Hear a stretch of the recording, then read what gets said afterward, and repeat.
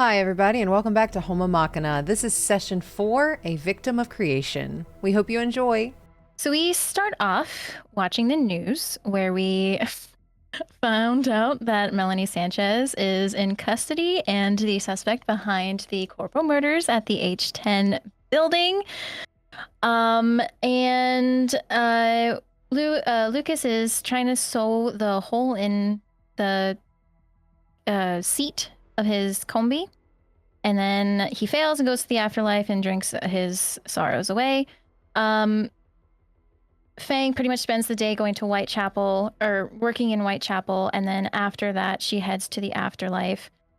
Cerveau is taking it slow since he took some damage the day prior, and he went to go see Rose Red, and kind of talked a bit about Persona Craft and what's going on, and then he kind of did a tiny bit of snooping, seeing some information on the Zykovas, I believe it was. And then in the afterlife, Fang kind of finds out a little bit more about Graves, and then Lucas and Fang have some banter back and forth. Cerveau, Cerveau, Rose Red talks about Molly, and then Cerveau is kind of like thinking about messaging Molly on the way back, but decides not to. And then we all kind of go back home to our respective places, and we get a message from Rose Red telling us that we have another job available and we need to be at her place at 9 a.m. to get the deets. So we all wake up and head over to Rose Red, where she gives us the unidentifiable black data shard and gives us the information about the Zykovas and smuggling something for Biotechnica. And we need to stop the shipment any way we can and destroy it, and we'll get 500 eddies for this. So we all accept the job. Lucas messages Jim Bobs, the resident bomb expert, and we decide to head out and kind of head over to where Jim Bobs is. But before that, we talk about Persona Craft again and decide to go to the showroom that they have. And as we're driving by, I don't remember who noticed it, but someone noticed a woman with blue hair, and Lucas kind of stopped and double-taked. We ended up parking the car and going into the showroom, and we found out some more information on the butler robot itself, and then we got some information on this woman with blue hair because she looked a lot like Lucas's ex-mainline, who had unfortunately passed away a month prior to that. But the information wasn't lining up with what she was telling us and what Lucas was telling us. So something weird is going on there. And then after that, we head over to Lucas's family clan, this kind of abandoned town that they've built up into a little home for everybody. And we meet Jim Bobs, and he gives us a bomb, and Lucas almost explodes himself. All of you. All of us. We all would have died. That was it. End of the campaign. Good job. But Jim Bobs is able to fix it. And then we head back to the combi, strap in the bomb as best as we can, and head over to the marked location. And we kind of spend some time, because we got there like pretty early. Like I think it was like mid-afternoon or something. So we just kind of hung out, and then when it was closer to sunset, I believe, we went over to where they were camped out to scout out how many people were there, what the truck looked like, what was going on. And then we went back to the combi and set up the bomb in the middle of the road underneath a tumbleweed.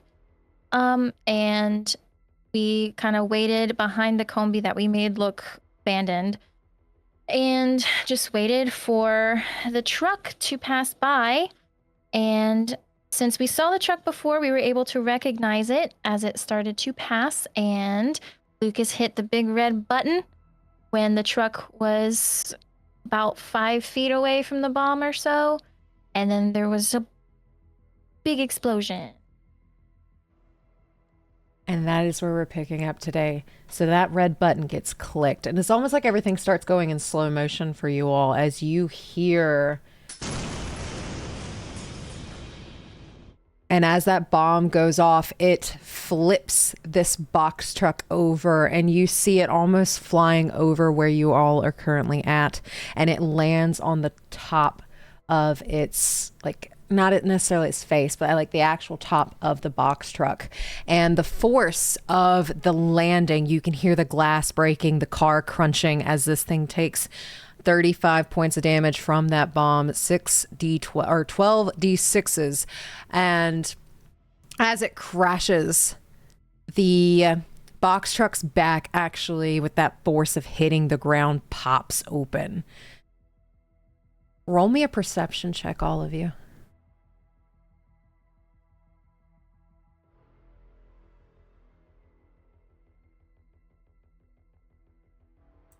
$16 for Cerveau. 17. 17 as well. Cool. So you actually are all going to be able to see this with those high rolls. You see crates in the back of the box truck. You see something that stands out a little bit more, though. You see something like this. It's black and it is shiny and it's fancy, but it almost looks like a refrigerator chest of some sort. And you see a little light coming off of it as it has kind of crashed and tumbled in the back, but still managing to just like on its side, but it has not opened and does not look like it has taken barely any damage, as it looks like it is very well armored. And with those high perception rolls, you do see the front of the car is now facing away from you, but you do see people trying to crawl out of the box truck through the broken windows and that crumpled steel of this box truck. And you hear the wails of people as they're bloodied and broken and look like they're barely hanging on by a limb. Then they're crawling out. And you get the sense they don't know you're there. They don't know what's happened. And it's almost like they're a little, like, not necessarily the word I'm looking for. It's not delusional, but Discombobulated? Discombobulated. Disoriented. There we go. Yes. And as they are crawling out, you see some flames from this vehicle kind of starting to spread in the oil that has come from the vehicle as well. As they are crawling out, what all are you doing?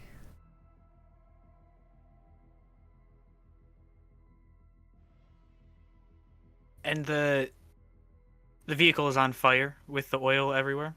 Yes. Doesn't look like it's going to explode quite yet, but it's looking like it's barely hanging on.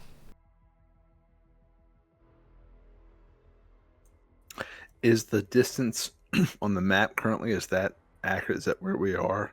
Some of you decided to move a little further away from each other, so I will let you all decide. Oh yeah, Cerveau moved behind a cactus. Mm-hmm. So I will let you decide where you want to be. I think I wouldn't be far.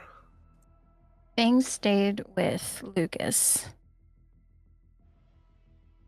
As you all see these people crawling out, you all are currently stationed where your characters would be. What are you all doing? So we see the three of them. Do we see anyone else or any other vehicles on the road in the distance? Roll me a perception check again as you're looking for something else.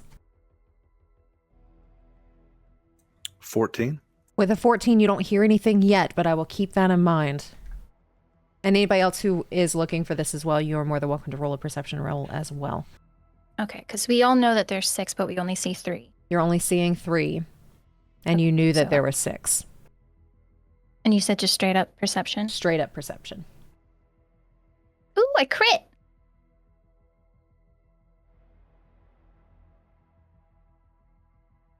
$22. 22. I just saw perception. Why I can't... Oh, there it is. Okay. 16. 16. Alrighty, so I will keep those numbers for now, but you don't hear anything yet. Even with that 22, you do not hear anything yet, as you have like eagle-eyed on where are the other 3. Something isn't making sense. Where are the other 3? Why are they not in that container too? So you are keeping an eye out, but you do not hear anything yet.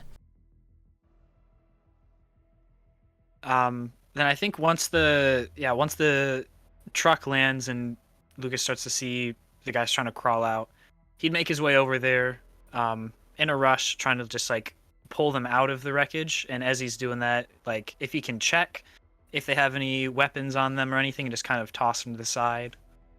All right, roll me specifically a reveal to see what all they have. And Lucas is getting like right up on them. Yeah, just to pull them out of the truck and just kind of separate them if they have anything on them.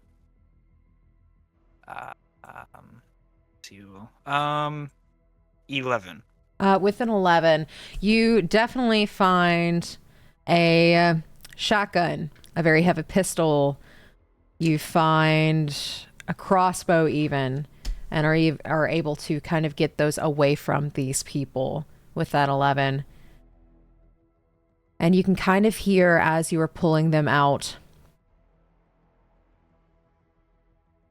a guttural, gaspy, raspy, the mailman's here. Okay.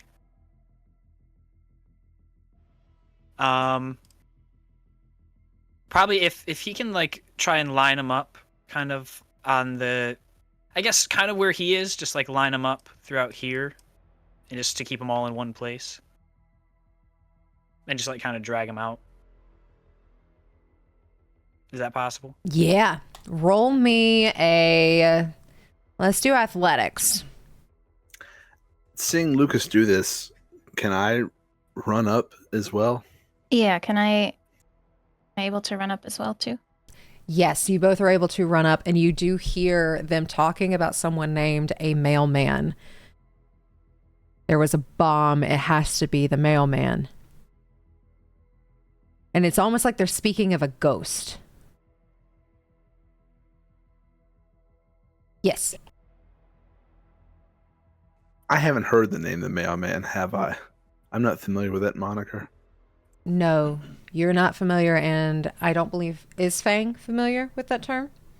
I don't know that Lucas would have ever shared. I think we had talked about that. Or I mean, I would assume it's come up in conversation before, but probably nothing specific. Just like a name that she's heard that people in the fam have talked about.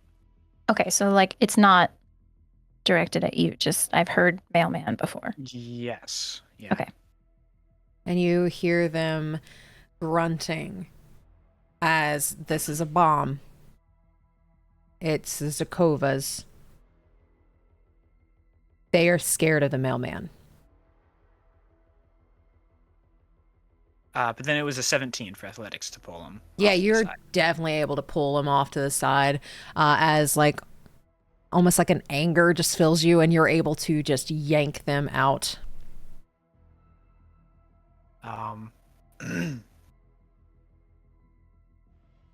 Then he'll just squat down next to them with his gun in his hand, just look at Cerveau and Fang.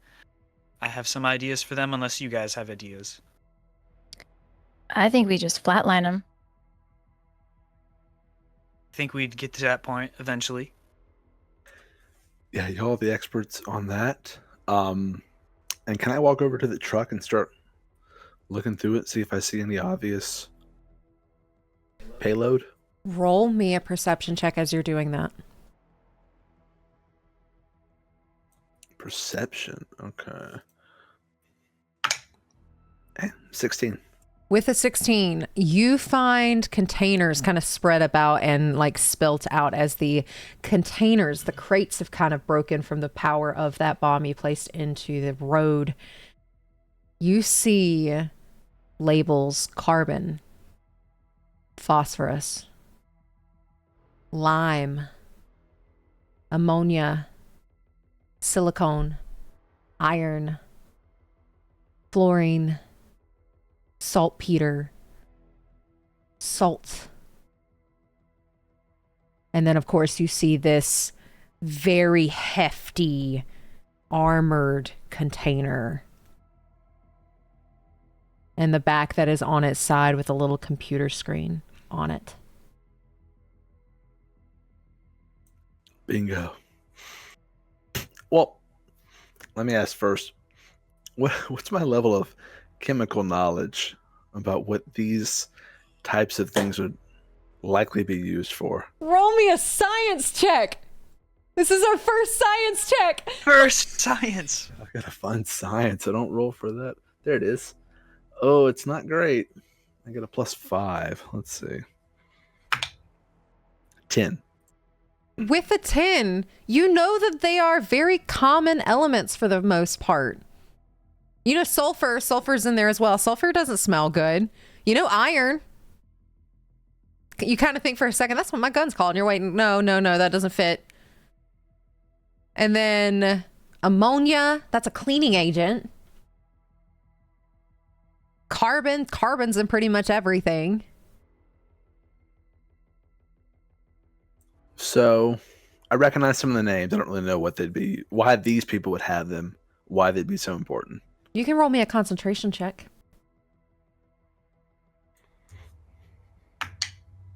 16. With a 16, you know this was going towards Biotechnica. And you know Biotechnica, they are very well known for crop manufacturing, genetics, bioengineering. Okay. Well, I'm just going to call out from around the truck. Like, looks like we got a bunch of chemicals over here and some sort of a electronic lockbox looking crate thing. Lucas, what are your ideas for these goons here? Still crouching down, looking at the red guy. Yeah, just kind of nonchalantly, like pointing his gun at that black box if he can see it. Just what's in that black box? Roll me a persuasion. Or if you are trying to interrogate and forcefully extract information, you can roll our very first interrogation check. Oh, let's see.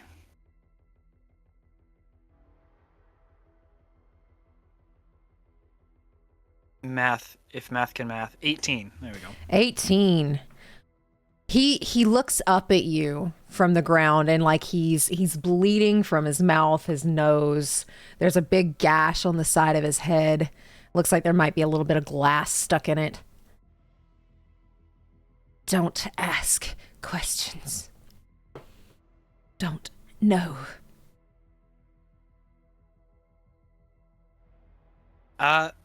With that wholesome response, he's gonna stand up and just kind of start pacing back and forth. I hope the three of you know I have questions that I want answers to. There's three of you. We only need one of you alive to tell us. So I'm gonna be the one that helps us. And he goes back over to Red. I came to you first. Lucky you. So why don't you answer my question? And again, he responds, didn't ask. So if you're gonna fucking do it, do it. And he does it.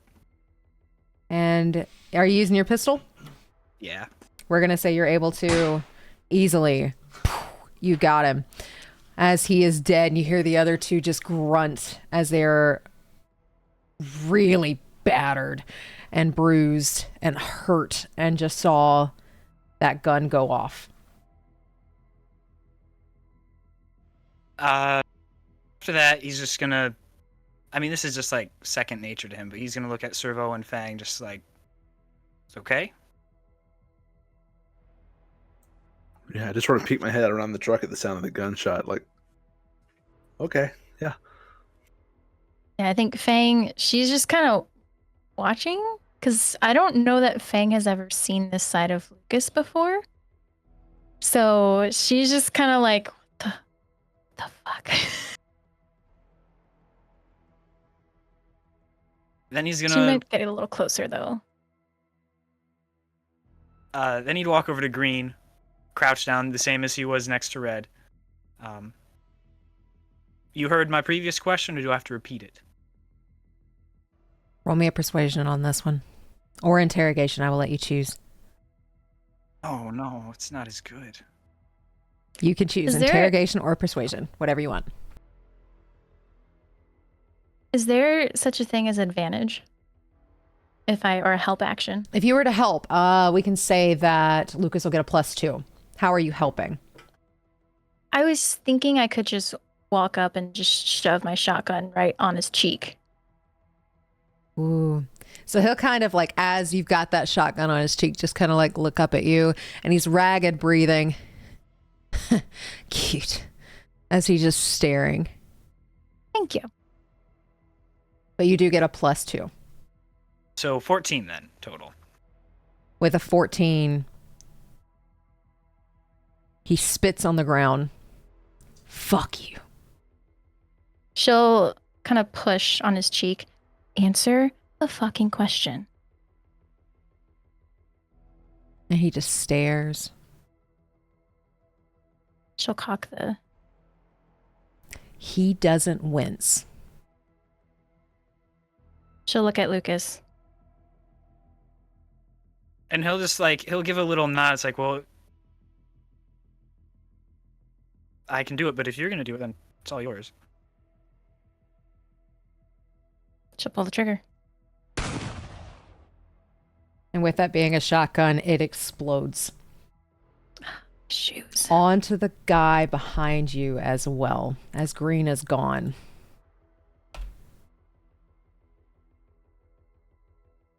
And I'll just step over.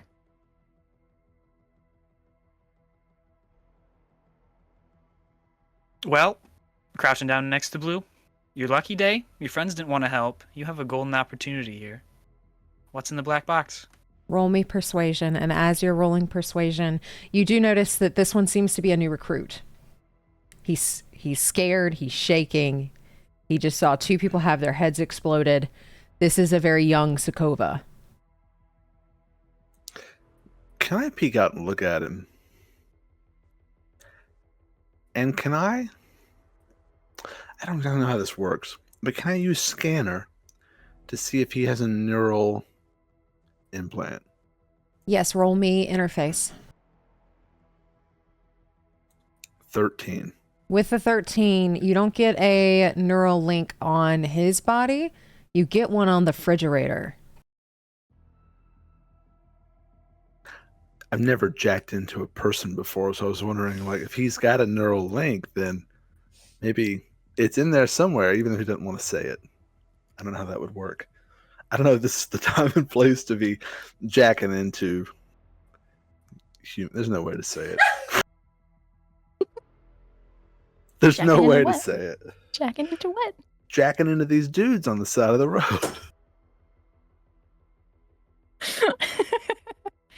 There's no way to say it. Do you say that to your party? No. I would just scan just to be like, I'm just curious. Like, if he's not gonna say it, maybe I can root around in there. But if I don't see anything on him, then I would definitely think it.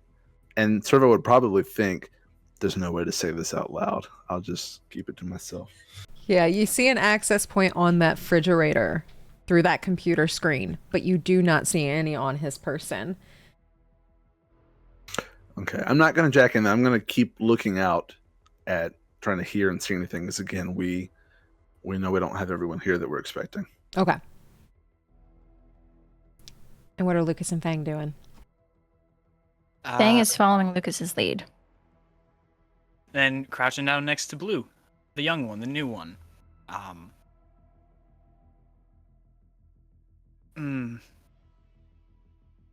Look, you're young. Young people tend to make dumb decisions. We can make a smart one right now. We know there's the three of you. We know there's the three others elsewhere. If you just answer my question, maybe we won't be as likely to go kill your three other friends. If you don't, three others might die. Roll me persuasion. Or interrogation. Depending on how like harsh you want to be with them. Be harsh. 16. With a 16. Look, we're not supposed to ask questions, okay? This is a Biotechnica shipment. We don't ask questions. You don't ask Corpo questions. I don't know what it is. And then that description that Cerveau got of like where it was going, was that common knowledge? But he had to roll for that one, right?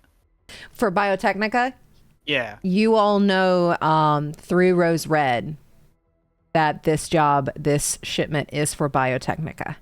Okay, all right. Yeah, then just I had a follow-up question. Where specifically was this going?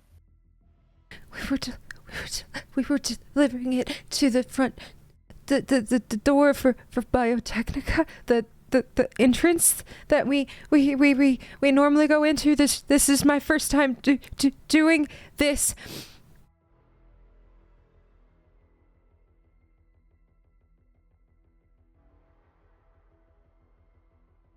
Do you have a buyer name, a person you were delivering it to, or just the building? Just the building.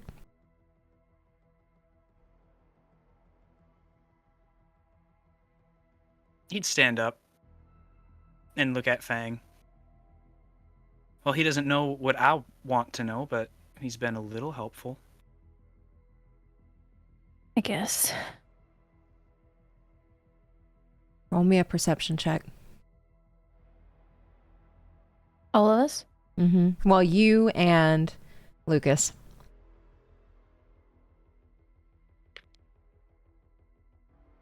10. 10. 15. Fang, you notice one of his hands is in his pocket. It's in your pocket. Nothing of importance. She'll put the shotgun right up on his cheek. What's in the pocket? Take it out. He hesitantly pulls what's out of his pocket. And it's his agent, and he's on the phone with someone.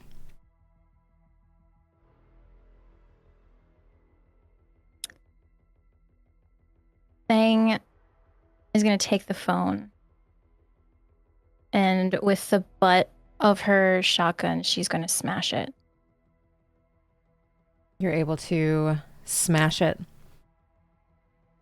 and crush it underneath the butt of your shotgun. The man on the ground winces. Who'd you call? No one of importance. Really? They were important enough for you to call while you're on your last breath.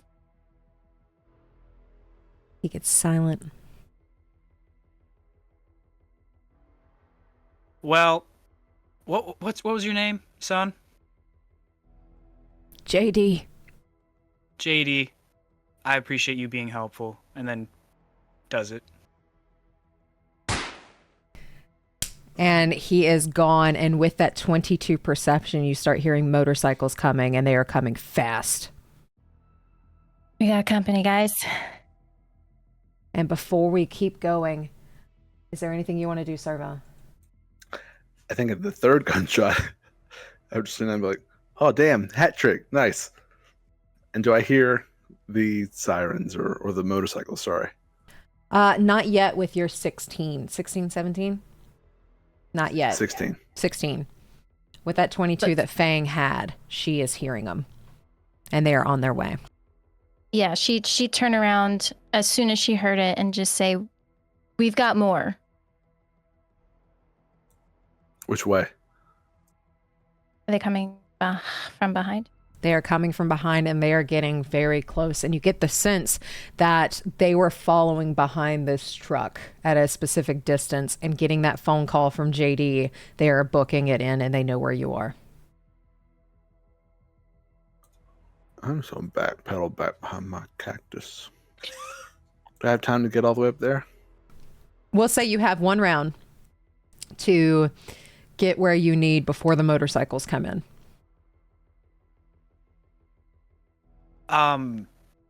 Has Lucas seen it? Like, how far away is this black box compared to the other boxes? So it's almost like the crates are in the back of the vehicle, and then at the very back on its side laying down it's in the very back. Okay. As the so fire's starting to spread. Gotcha. So they're still in the truck. They're not like scattered on the road. Yes, so they're still in the back of the truck. It's almost like that when it hit, the back of the door popped open. So there might be a few crates outside, but that big thing, the one with the computer screen, the refrigerator is in the back of the truck. Gotcha. Okay. And they're coming from the south, if we're looking at Roll20? Yes, they're coming from the south. Yeah. Then run.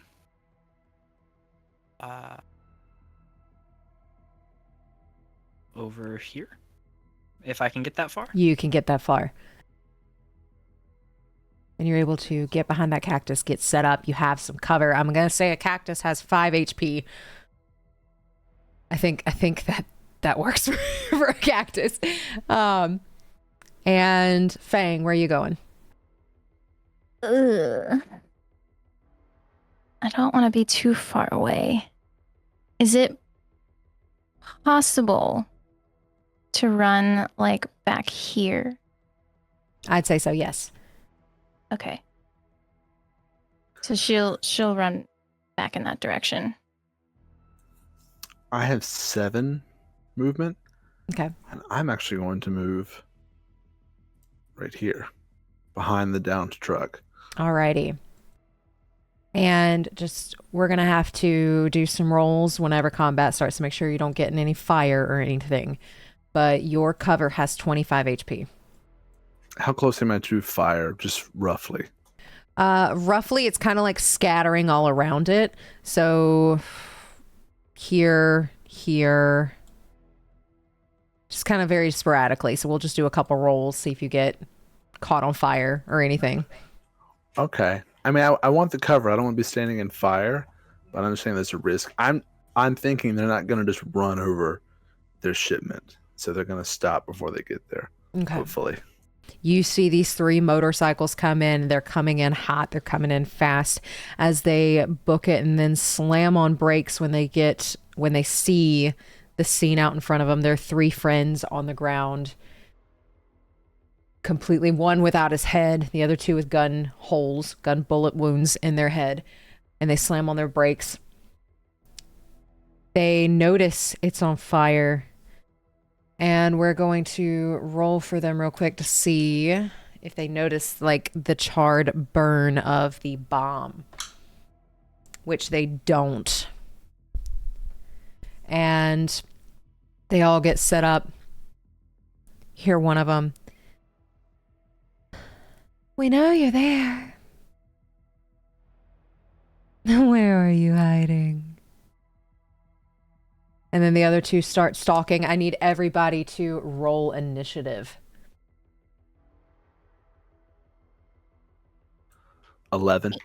8. 14. 14. Alrighty, and I'm going to roll for each of them.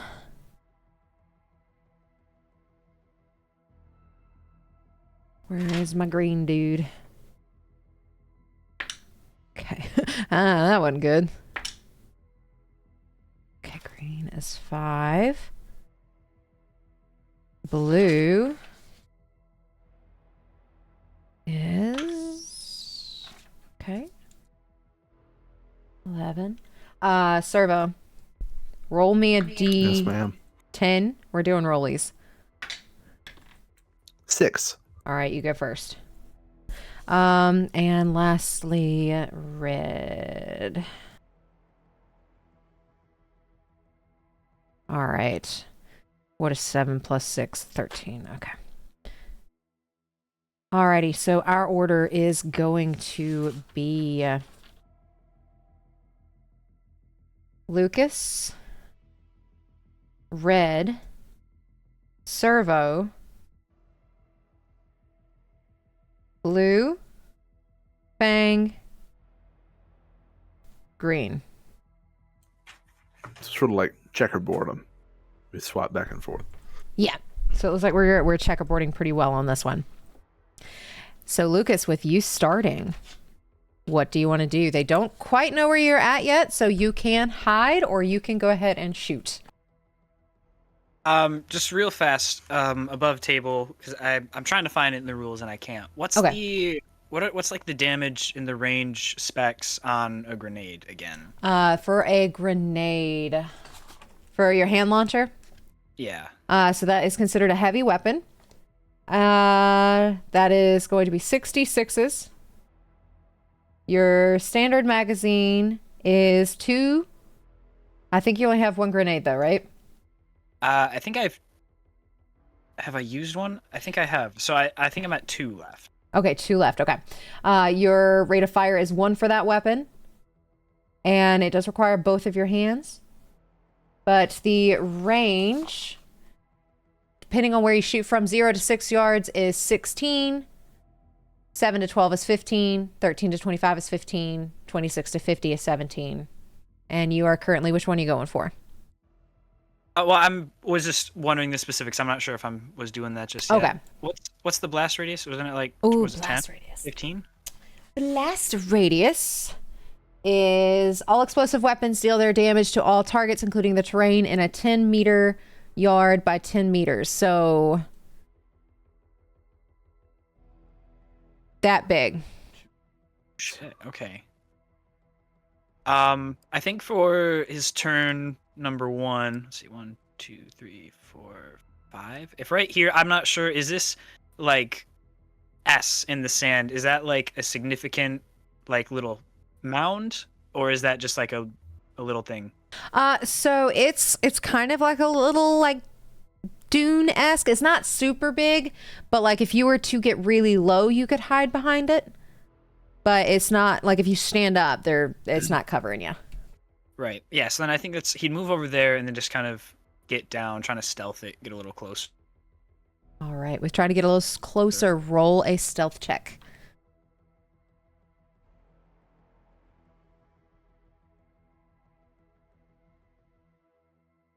Stealth. Is that in? Oh, there it is. 20 something. 22. 1. 21. Cool. Alrighty. I will keep that in mind because they may not see you at all. Alrighty. And is there anything else you'd like to do on your turn? For turn number 1, no. That'll be it. Alrighty. So next up is Red. And Red is going to try and perceive who all is around here and if he can see anybody. So let's see his his perception. He does not see Lucas at all. Did anybody else want to be stealthy? Or are you kind of just standing there? I'm hiding. Yeah, I'm like crouched behind the truck. All right. If you were crouching, hiding, roll me stealth check as well. Oh, it's a crit fail. 5. 16. 16. He doesn't see Fang, but he does see Cerveau behind the car.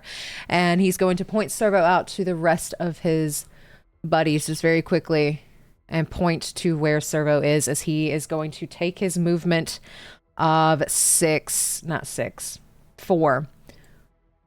1, 2, 3, 4. He's going to start getting closer. How far away is he from you? That is going to be 30 meters. And he has a very heavy pistol. So he is going to... It's going to be a 25 to hit. He's going to take a shot at you. And I don't think he's actually going to hit. That's 9. 19. He doesn't hit. as it goes wide, but you hear that shot goes off as he takes it towards you, and that is his turn. With that, Cerveau, you are up.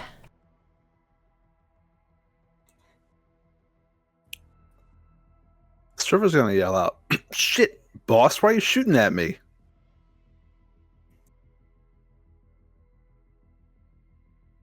Roll me persuasion or act. Actually, roll me acting, as you are acting as someone else.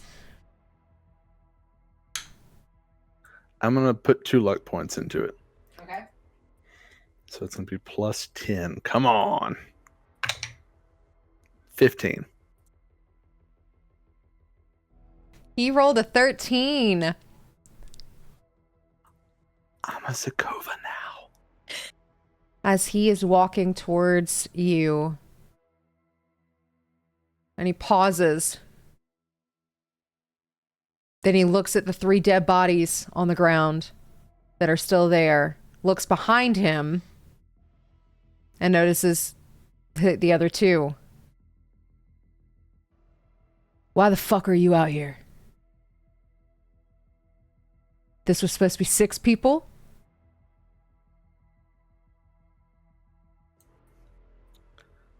Can I take a quick glance? Or I saw him earlier. The guys I saw earlier that Lucas and Fang took care of. Are they wearing anything? Do they have like certain colors? Do they have patches on anything that sort of shows that they are part of that gang? Yes, they all have jackets and vests with the raven and the chains. Zykova has a color vest. Okay, I'm just gonna commit to the bit. These fucking gonks, they jumped us. We're just trying to get this package to our client.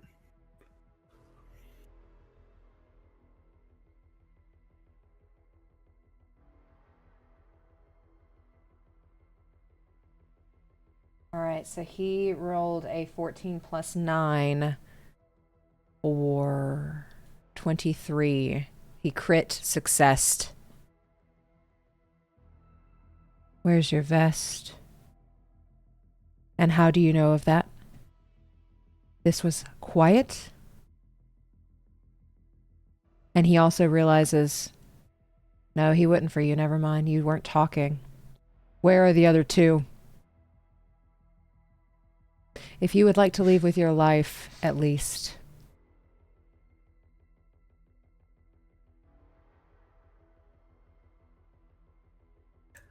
He's asking me where the other 2 are? He heard 2 people on the phone. He heard the 2 people on the phone.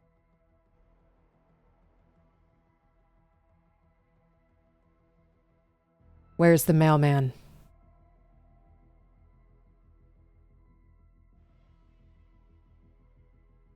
Or are you the mailman?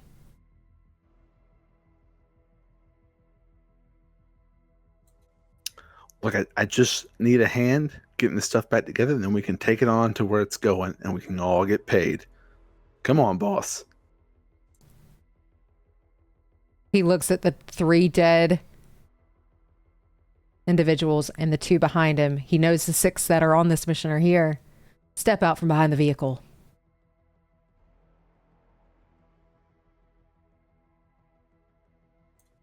Sure thing. I'm going to pop up and shoot at him. Okay. All right, shoot at him. That's a long shot, though. I got the same kind of weapon he does, so I got to hit a 25, which is a half to crit success. I'm going to miss him. You have 2 chances with your gun. Yeah, and okay, I'm trying to remember what the roll is for a heavy pistol. It's to hit. Okay. To hit, it is a D10. D10 plus handgun. Plus handgun, plus your ref. Yeah. My base is 10, so I got to roll a crit success. Yep. Oh, I rolled a 9, so I got a 19. It goes wide, but you have another shot. I'll shoot the other one.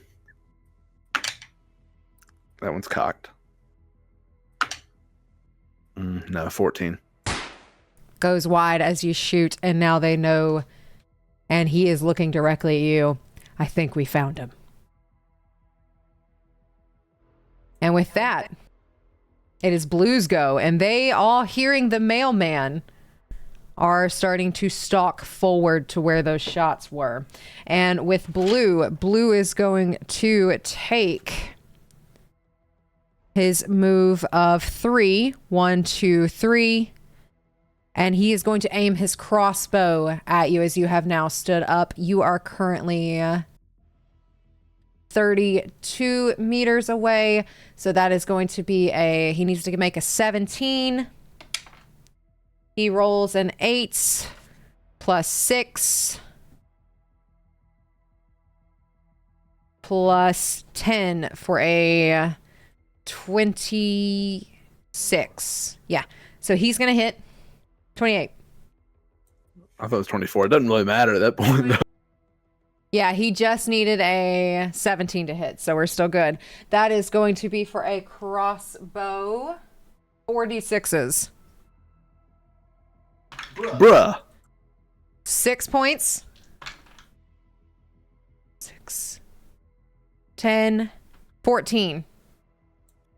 14 points. Okay, it's hit me in the body.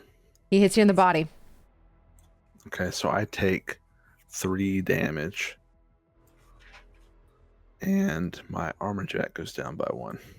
Alrighty. And I say, oh! As you do have a arrow sticking in you now. And with that, Blue's turn is over. Fang, you are up. They are going for Cerveau. They do not know you're there.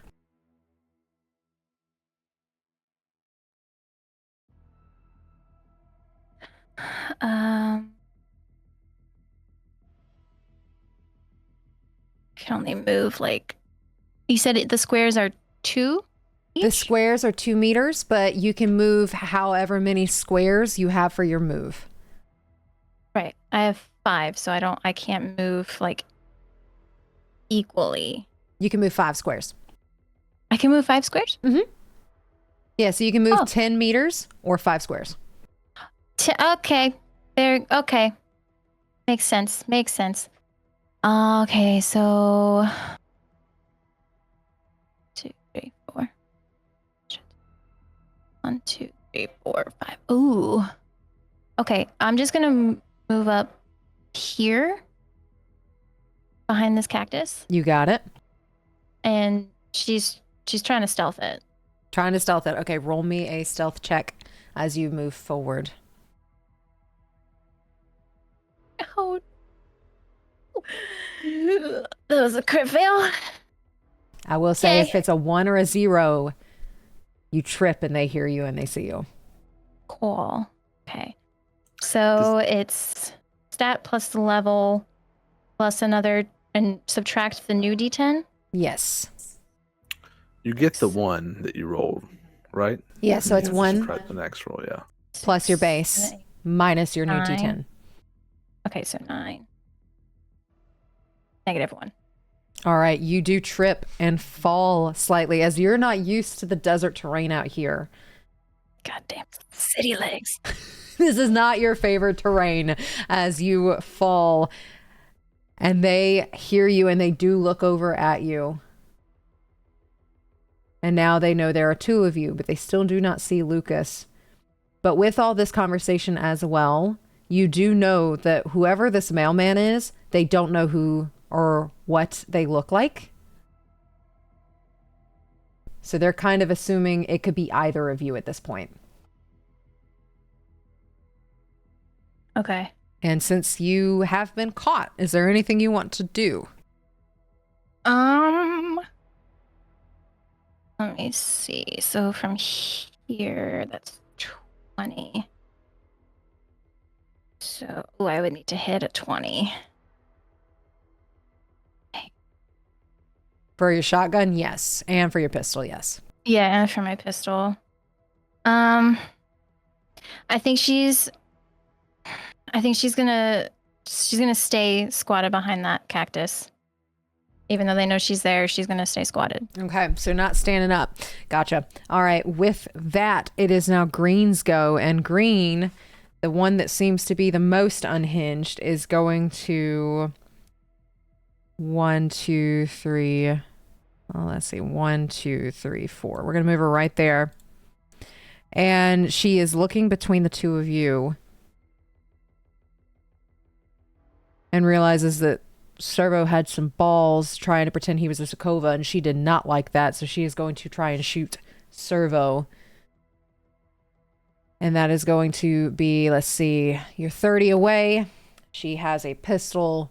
She needs to hit with her pistol a 25 in order to hit you.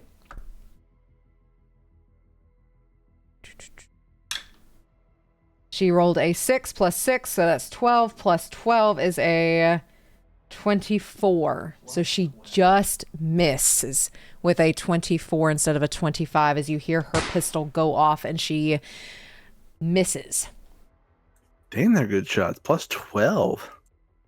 Okay. We know you're there. Why don't you just come out already? And she's just grinning. Do I get a chance to respond? Sure. Talking's a free action. The mailman's got your package right here, bitch.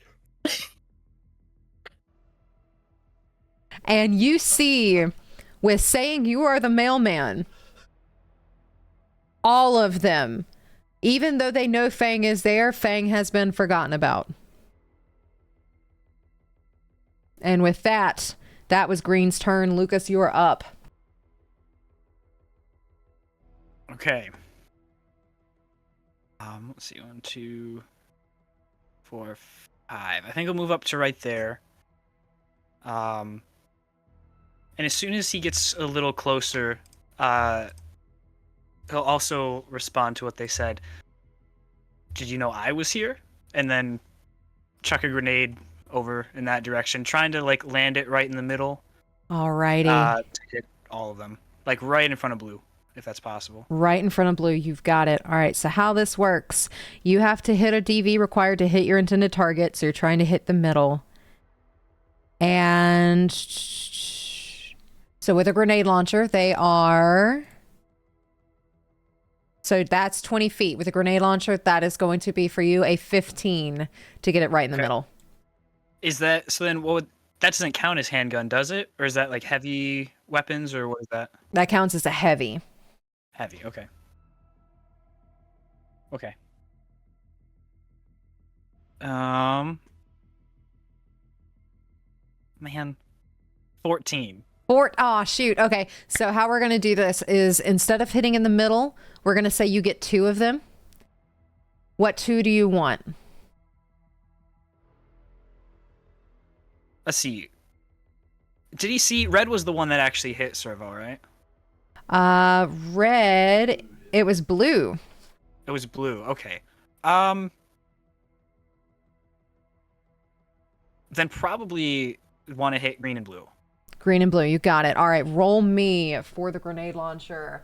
That is going to be 66s. Come on, doubles. Where am I? Oh, I actually forgot about doubles too. Yeah, crit injuries. Okay, no doubles. All right, no doubles.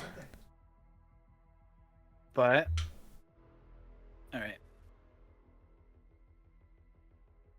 right. 21. Alrighty. Yes. Alrighty. And with that green, it's almost like she turns her head over to where you are at the last second. And it like hits her full force in the front. And you could tell it has burned her face to where her face is starting to like kind of melt.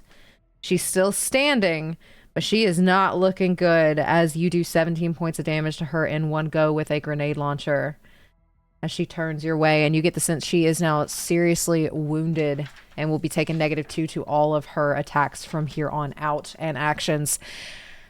The blue, who's been very quiet,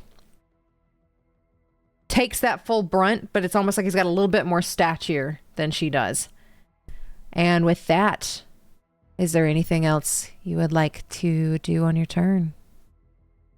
I think that's all he can do, so we'll probably leave it. Unless unless if he's able to kind of do his best to hide behind this cactus. I don't know if that's too much to do in one turn, though. We can say you can get behind the cactus and it's got 5 HP. Okay, then we'll do that. All right, so you're behind that cactus. It is now Red's go, and Red knows that you are now there, and you had a grenade launcher. And they know bombs are a very big thing in this case. So he is going to take... Actually, how far away is he from you? He is 14. He's going to take a few steps forward.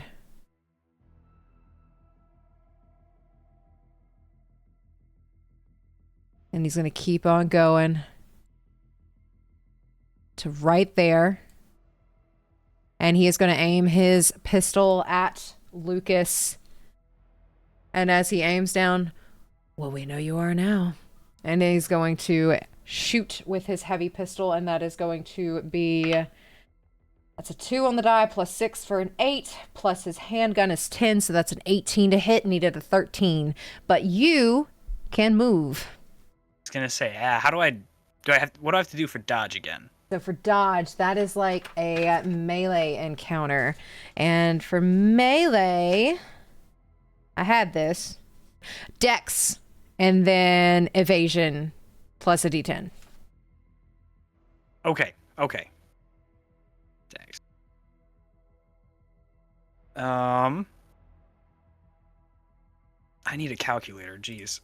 21, I think. 21. With a 21, you were able to dodge out of the way because I believe that they had what did they have? A 17? 18? So yeah, I believe 18. Yeah, you're able to dodge as he takes that shot and he misses. And with that, that is Red's go. Cerveau, you are up as you have now claimed to be the mailman who you have never heard of. I heard of them a few minutes ago, and they seem to not like them, whoever they are. So, trying to draw their attention, and it kind of worked. Where did the distance thing go? I'm on it. Okay, green is that's so far away. So far away. That would be a 25. Yeah, that's really high. I'd have to get really close for it to be a 20. Which would still have to crit. I'll try it. I'll just take 2 shots at green. Go for it. You need a 25. First one misses. Second one misses. All right. And as you take that shot, is there anything else you'd like to do? Are you hiding behind the car? I'd like to hide behind the car. Yeah, I don't want him to be able to see me. Alrighty, as you were able to hide behind that car. And with that, it is now Blue's go. Blue, seeing Red is turned, is going to take 1, 2, 3 bits of movement. Also try to attack Lucas with at 14 meters, needs to have a 20 in order to be able to hit you.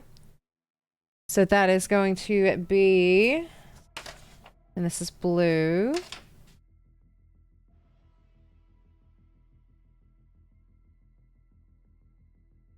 Oh, I muted myself. He's going to try to hit you with your crossbow instead, so he actually needs a 15.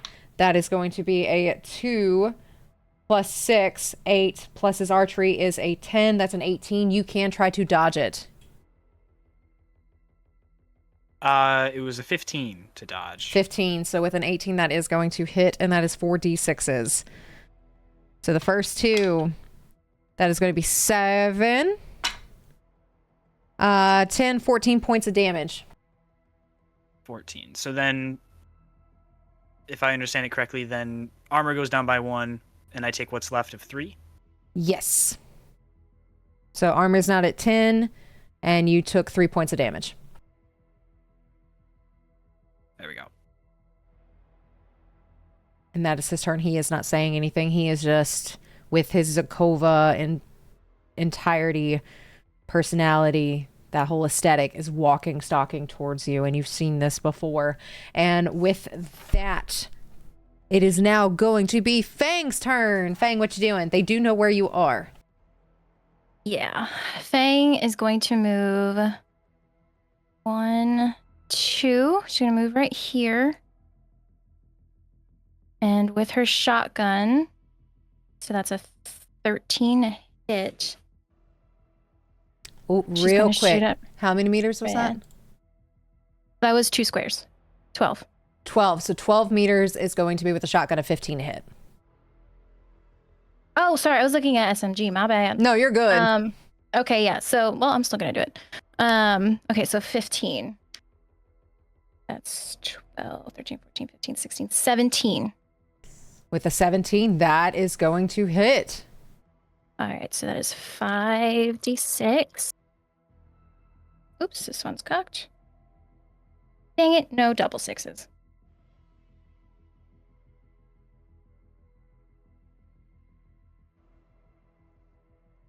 19.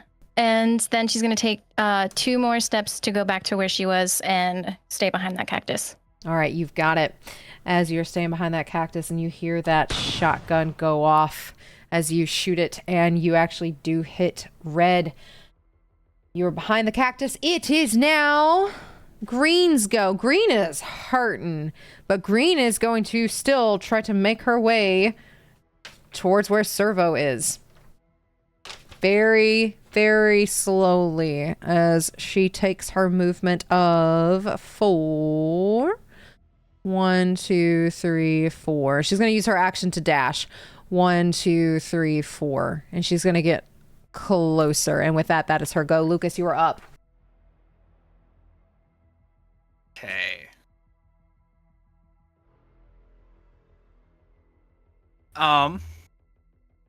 So from what Lucas has seen, has Red been hit yet? Red just got hit with a shotgun. Shotgun, okay. I'm gonna try to keep some distance. 1, 2. We'll go 4 to kind of just stand on top of the little dune hill thing that's there. You got it. Then we're gonna try and shoot him twice, just with a handgun. Go for a it. Heavy pistol, I think. Yes. And with that, that is 12 with a pistol. Need a 15 to hit. That 23. Yeah, that definitely hits. Roll damage on Red. Is that 2d6, right? That for a heavy pistol is 3. For a heavy pistol is 3d6s. Okay. 11 on the first shot. 11 damage. Alrighty, he is still standing. One more. 9, 6, 17 on the second to hit. With that, you do hit. Then 7 damage on the second. 7. Alrighty. He is still standing. He is not seriously wounded as of this point. And I think that's it. That's all he's going to do. And with that, it is now Red's go, and you are shooting at him. He is going to continue stalking towards you with 1, 2, 3. And let's see. Yes, okay, so he is going to try and hit you with his heavy pistol, and that is going to be, and you can dodge this. That is 12 plus 10 for a 22 to hit.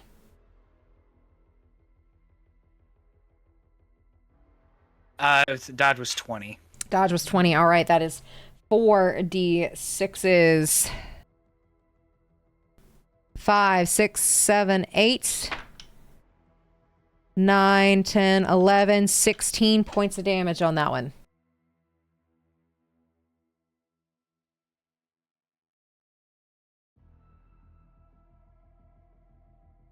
So that'd be 6 points, I think. And then armor goes down by 1. And it's almost like he is stalking towards you. And that is Red's go. Cerveau, what are you doing?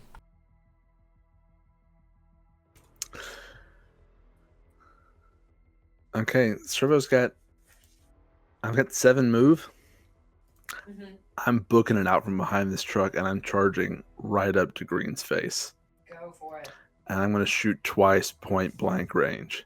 With that, you need with a my 13. heavy pistol. Yeah. I'm going to pump 3 points of luck into the first one. And as you're running, bulldozing, I need a check to make sure you're not running through fire.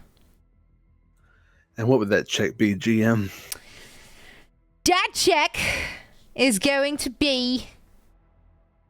Let's do athletics. Athletics, okay.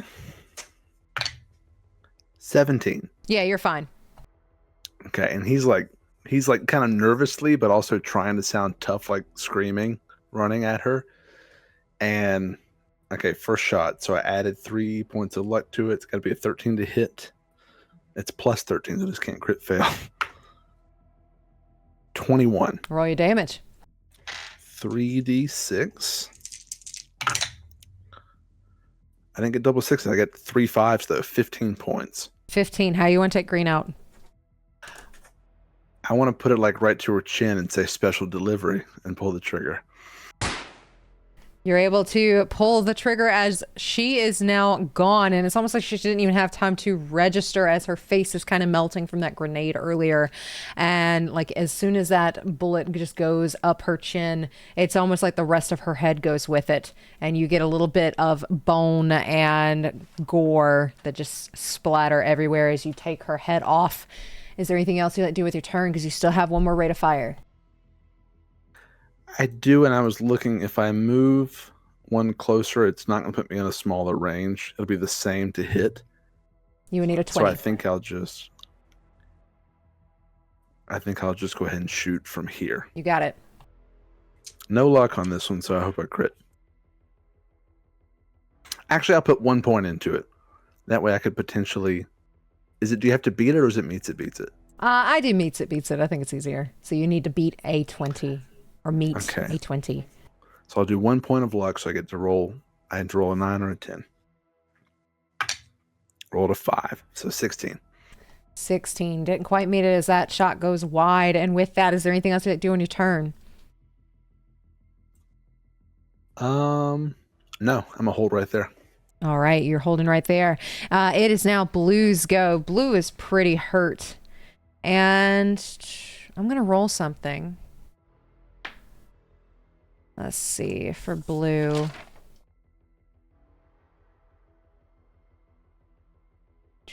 We are doing concentration. He got a 10. He looks at Lucas. And it looks like there's just a little glimpse of something. And he looks at Red. I think we've seen this one before. And he's going to take his crossbow at you and try to shoot. He is 20 meters away. For a crossbow, he needs to beat a 15. He rolled a 3 plus a 6, 9 plus 10, I believe, for his archery. Yes, so that was 19 to hit. He does beat that 15 with a crossbow. That is, let me just double check. I believe crossbows are 46s. Yep. All right, first two. 3, 4, 5, plus a... So 5 plus 6, 7, 8, 9, 10 points on that arrow as it penetrates into your shoulder.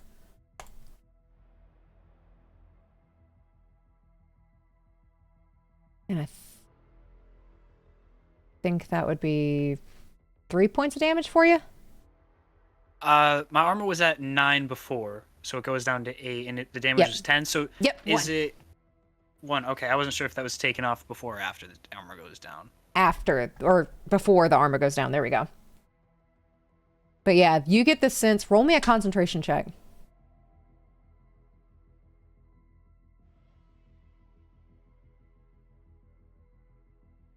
$15.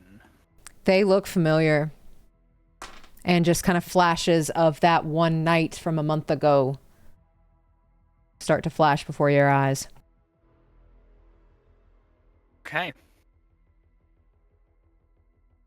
Yeah, then his immediate reaction is just like, I mean, he was focused before, but he just kind of does like the tilting the head down, like, okay, fuck you. Alrighty. And with that, it is Fang's turn. So I used my handgun stat for the shotgun, because I think shotgun is shoulder arms, right? It is shoulder arms. But so my shotgun's higher, so it still would have hit. Yeah, if your shotgun's higher, yeah, it still would have hit. Okay. I just wanted to double check because I accidentally used my handgun. No, you're good. Yeah, but if it's higher, you hit. Okay. Cool. So she is. So she's going to move. Hold on, wait. Let me do this again.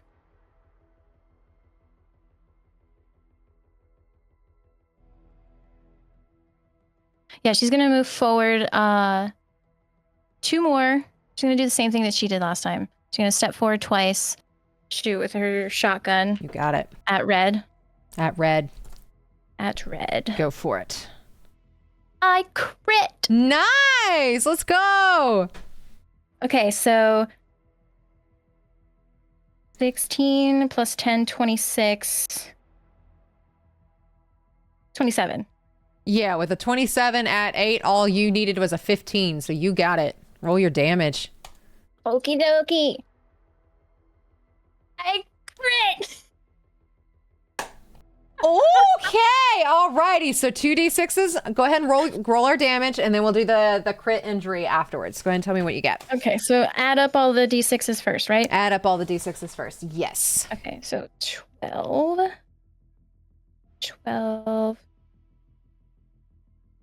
9, 12, 23. All right. So with a 23, how many? Ooh, how do you want to do this?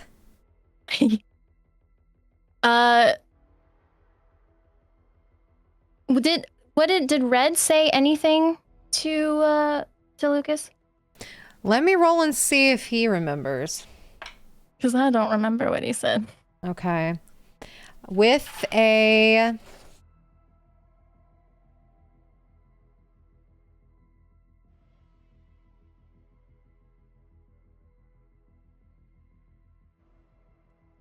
Red's gonna look at Lucas when hearing that.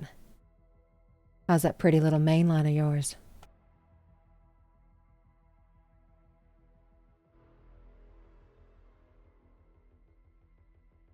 And he's saying nothing. He's just staring. He's just pissed. And Fang, you get that 23 points of damage. For him, it was 19, but that was enough to take him out. How are you doing this? She steps forward, and before she, as she's shooting, she'll say, well, your main line's gonna miss you. And she'll shoot his, straight aiming for him. And it's almost like he doesn't even register you're there as that shot comes and you say that. And that shotgun goes off and he is just splattered as Red goes down, leaving only Blue left. Nice. And she's going to move back behind that cactus. You got it. And with that, it is now Lucas's go. And you only have Blue left. Okay. Let's see. Go 1, 2, 3, 4, 5. Intentionally stepping over, maybe giving it a little kick on Red's body on the ground as he passes by. Then Lucas does have he does have a grapple hand. Can something like that be used to, say, knock a weapon out of hand? We could do that. Yes, absolutely. So you can use the grapple hand, or you could try to aim a shot to shoot it out of his hand. Whichever one you would like to do. I want to try the grapple hand. You want to try the grapple hand? I haven't Go used for it. it. I want to try. Yeah, that sounds really fun. Go for it. So roll to hit. Is that how your grapple hand works? You roll to hit? I have no idea how it works. All right, hold on I 1 minute. I'd forgotten that it was I here don't know until either. Let's find out how it works. 5 minutes before the session started. So Okay. We got this. I'm pulling it up. Those aim shots are tough too, because I was thinking about aiming for green's head, but it's -8. Yeah, you take a I'm not minus a good 8. shot, so But you can shoot things out of people's hands. Fire hand along with the grapple line up to 30 meters yards. Cannot be used as a weapon. Requires a cyber arm. So it doesn't do damage, it doesn't sound like. But I really like this. Apparently it's not supposed to be used to grab things in combat, but we're going to do it today because I think it's fucking cool. Dex plus brawling plus a d10. Okay. I can definitely just shoot it too. I don't. This isn't something that needs to happen. We haven't gotten to use the grapple hand, so it helps with climbing things without taking a penalty for climbing. But Yeah, you're angry, and we're going to say that with that anger, you can do what you have set out to do. Yeah, I'm not trying to take it. I'm just trying to like punch it out of his hand. Punch it out of his hand. All right. 15. With a 15, how far are you away? We're going to say that 9. would have been a 13. So yeah, you were able to knock the weapon out of his hand, which was his bow. Cool. And then he will after that give him like the come here and take out a spiked bat. All right. Okay. All right. And when you do that, it is not quite his turn yet, but it is now Cervo's go. oh shit. Okay. Wait, I reloaded the page. Sorry. I got excited to hit the wrong button. I'm going to, as soon as the game launches, I'm going to do the same thing I did before. And I see that Blue just had his weapon pulled from him, right? Yes, I will say you see that.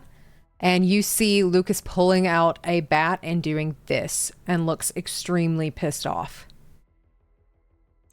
And Blue seems to be looking his way. Blue is not paying you any attention. Okay, 1, 2, 3, 4, 5, 6, 7. 2 shots, point blank. All right, point blank. Go ahead and make your shots. It's a 13. First one is a 17 to hit. 17 hits. Roll your damage. 14 points. 14 points. You got it. He is not doing good. Second shot. 15 beats 13. Beats 13. Roll your damage. 3d6. Oh, 14. 14. How do you want to take out Blue? Similar, but without a quip because he's looking the other way, and just sort of put one like right behind his ear. You were able to do that as that bullet goes through his head and out his skull. And Lucas, you see it like it's almost like slow motion. That bullet just comes out the other side and sprays the other way as it looks like he was getting ready to do almost like a Henry Cavill like press with his hands. And you can see his knuckles are different.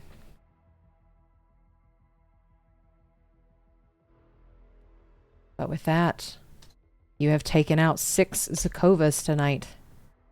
And we are out of combat.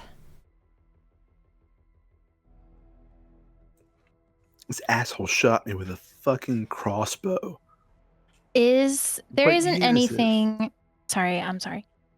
Cervo's just kind of pissed and talking to himself like that.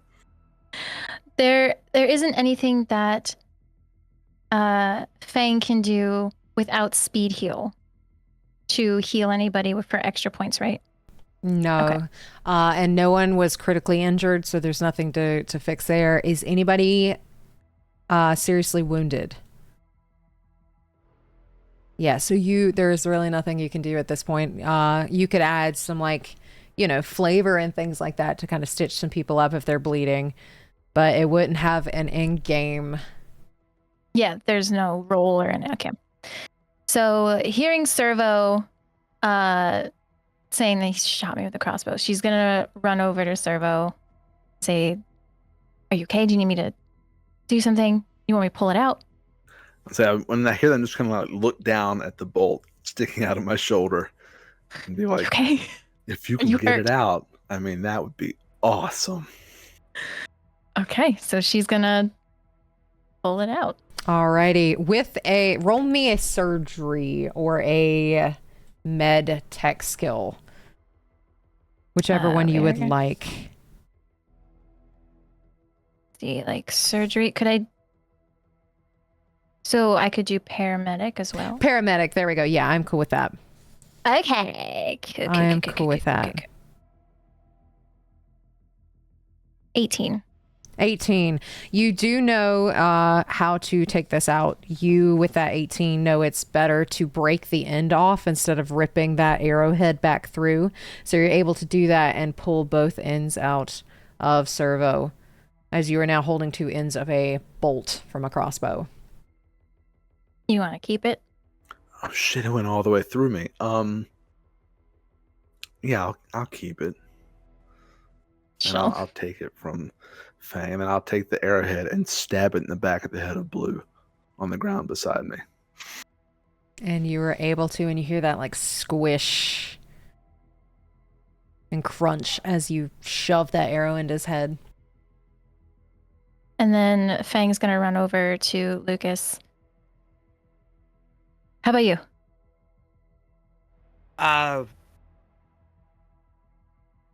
Before that, I mean, this guy was gonna get hit with a spiked bat whether he was alive or dead. So it would take a few swings before. Probably just covered in a lot of blood that isn't his. And then just point to the two arrows he has. He has one in his shoulder, and there was one other. Just point to the two arrows. It's like it's fine. It's not the first time, as he's like trying to pull one of the ones in his shoulder out. Can I stop? You're gonna hurt yourself even more. And he'll do like still handling the arrow, just look at her and just give like okay, and drop his hand. He's just staring at the guy who's beaten to death. All right. And paramedic again? Yes. As another 18. 18, yeah, you're able to get those arrows out the same way you were for Cerveau. You know that these should probably be patched up soon, cleaned up, because you don't know what was on the tips of those arrows.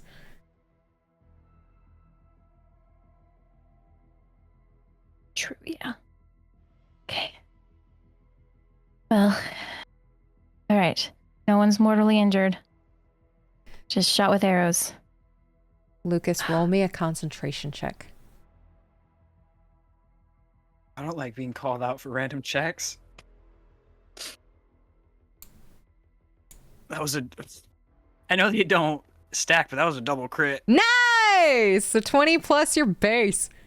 29. With a 29, after hitting and mutilating this body with that bat and being covered in gore that is not yours, you recognize two of them. There were multiple that night. The other few you do not recognize, but blue and red, those two are familiar. And then, so on their, like, the vest things that they have, is there any, is it just like a logo that's like embroidered as like a patch or something, or? It's very similar to like a biker gang patch. Okay. It's just big, but they're all the same. The patches are something that might be able to be torn off or cut off? Yeah, you can technically cut anything off if you try hard enough. Well. Yeah, then I guess he's gonna... I guess to all 6, he's gonna go and just try and cut off the patches. Alrighty, so we're gonna roll 1 for all of them. We're gonna do a basic tech, similarly to what we did with fixing your armor. We're gonna do this for breaking something. Basic tech, that's 11. With an 11, this is a pretty simple job. So you are able to get and cut off. You can tell it's been cut off, but you're able to get their patches, all 6 of them. Okay. And then from the 2 that he recognizes, after he takes the patches off, he's gonna spit on them as he's walking away from taking their patches. And you were able to spit on those bodies that have been mutilated and completely like torn open.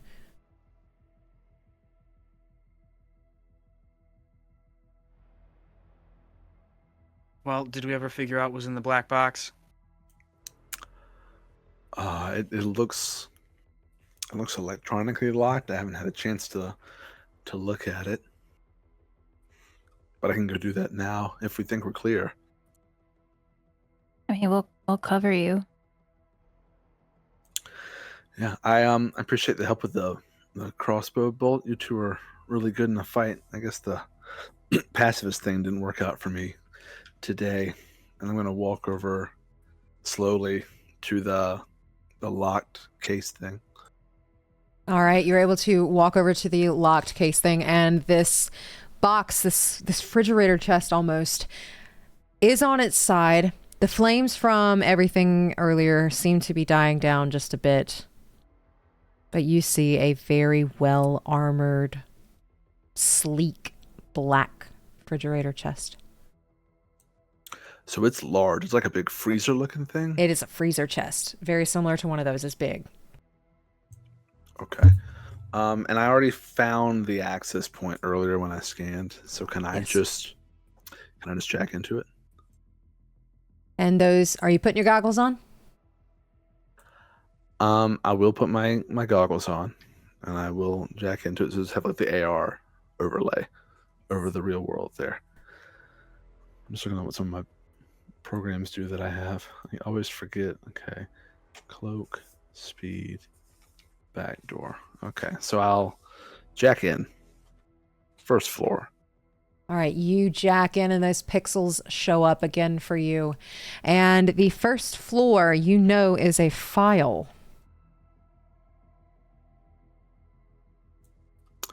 Okay. Can I make a copy of it? You certainly may take a copy of it. Well, first, you roll interface. Oh, okay. Uh-oh. Oh, no, it's a crit fail. With a crit fail. -1. You aren't able to make a copy of it this time, but you can keep trying. Okay.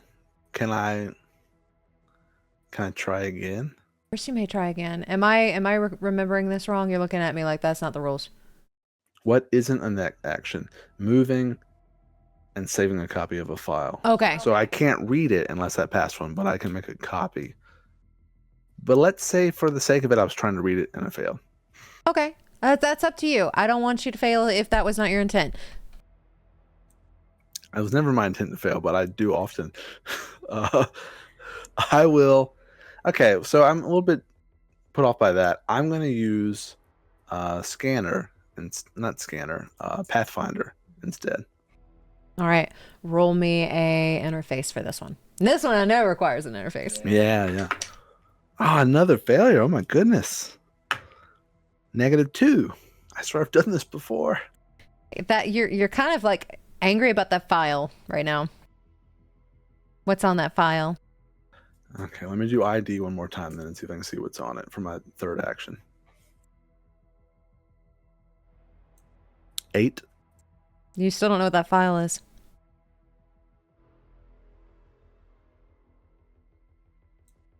Okay, that's one round. We're going to go ahead and do 2 rounds. Okay. And then we'll go back out.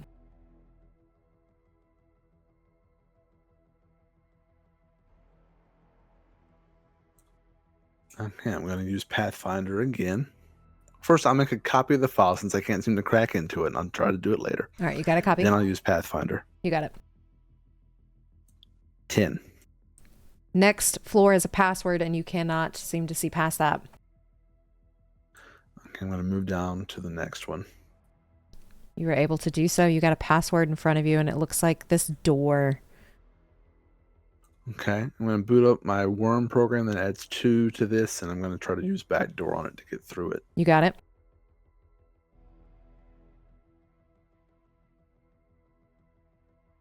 I'm not doing great. 8? Nope, can't get past that door. That door is blocking you. That's another turn as well. All right, and while we're in the net away from the meat space, Fang, Lucas, is there anything you two are doing while he is in the car, while he is in the box truck. Is Lucas like radiating that anger still? Like could Fang pick up on that? Yeah, he's definitely not calm right now. Okay. She'll kind of look at you like, is everything okay? Pointing to the two bodies that he recognized, just between like heavy breaths. He's not exhausted. These are like deep breaths of just being pissed off. Just they were there when Andrew passed. Oh. Oh. Fuck those guys. Yeah. And then he's continuing to walk with the patches in hand. And then wherever those weapons were tossed aside, he wants to take the shotgun that was tossed aside. Okay. Just checks it over real fast to be sure he wants it, and then starts walking back to the truck. And as he's passing Fang again, thank you for killing that one asshole. Yeah.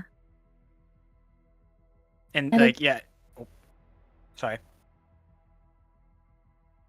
It's just, I was just protecting you. Yeah, and when he says that, he just stops in his tracks and looks her straight in the eyes. Like, it's very heartfelt. Like, it was like, thank you. Like, truly. Of course. Is there anything I can help you with? Not at the moment. I'm fine. Just need to breathe through it. They, the mailman. I've heard it.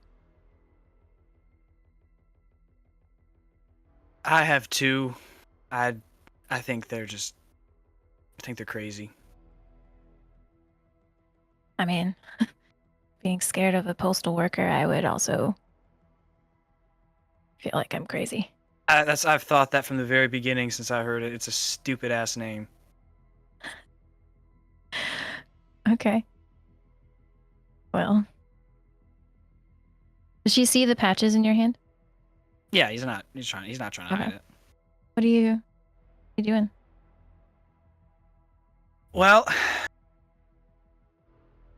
ever since my brother passed, I have been sure to take the patches of every Zykova that I take out after then.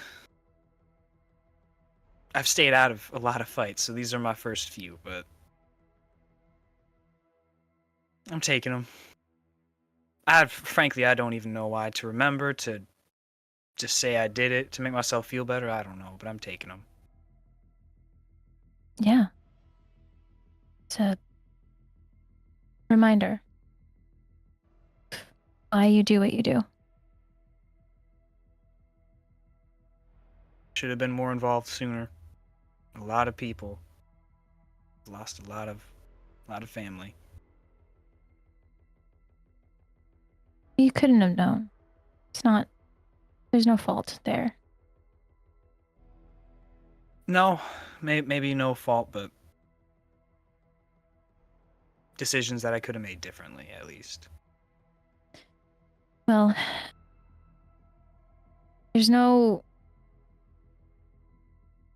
point in dwelling on the shoulds, woulds, coulds.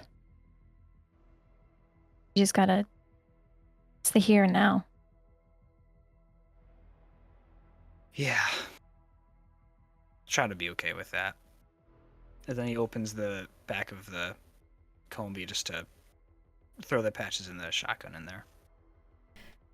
And with that shotgun, it is a poor quality shotgun, so it's not very good, but it'll work in a sitch.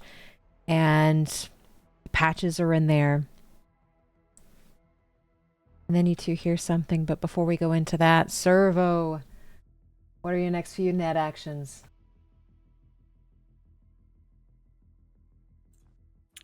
I'm going to try to use backdoor on that password again. You got it? Program's still up, so it's another +2. 12. 12 is what you needed. You were able to get past that password.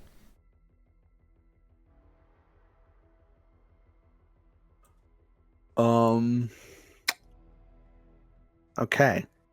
Then I'll use scanner again. All right, roll me interface. Hey, crit success. 14 plus 3, 17. With a 17, the next floor, there are only 2 more floors in this one, but the next floor is a hellhound. The floor after that is a control node. A hellhound. Let me refer to my table of killer programs. Oy, it's got a lot of res. Okay. And I used 2 actions, didn't I? You did use 2 actions.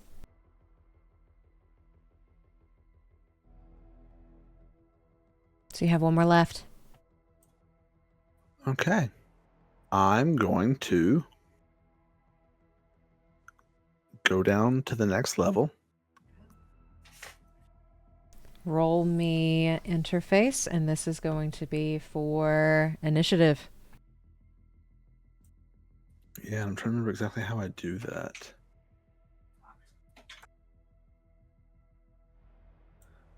Oh, wait, no. Could I possibly back that up? Could I undo what I did? Yeah, we're not down there yet. What are we doing?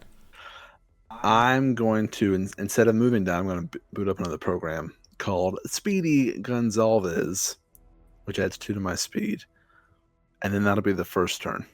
Alrighty, with that, we're going to go ahead and do your next 3 net actions. What are you doing? Now I will move down there. Now you're going to move down there. Alrighty. It crit failed.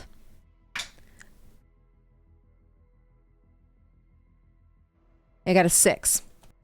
9. Alrighty, so you do not immediately suffer its consequences, and you get to go first. Okay, I got 2 actions left. I'm going to boot up Banhammer and try to hit this thing. Go for it.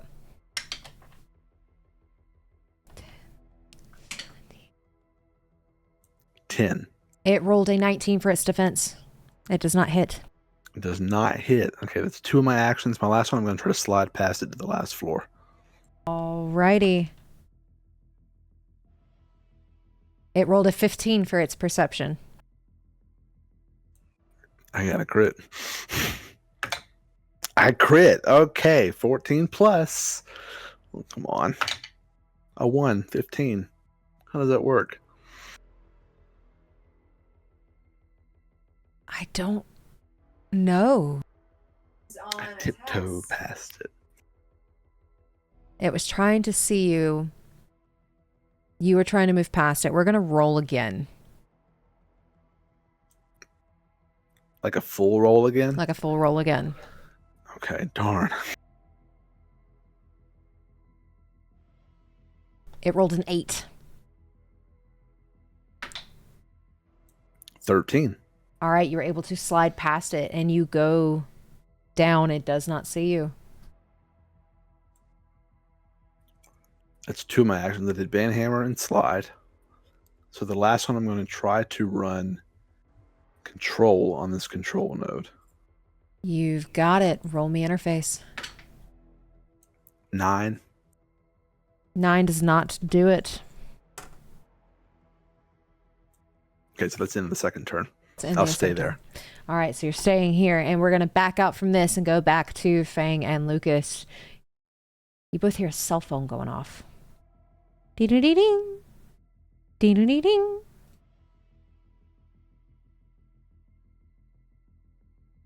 Is this phone is probably coming from one of the bodies? It is. Could follow the sound. Roll me perception to see if you can figure out which body it's coming from, because it's kind of muffled from all the gore, the blood, and everything else that are coming from these bodies right now. 15. 12. Yeah, 12. Okay. With both of those rolls, you are able to tell it is coming from red.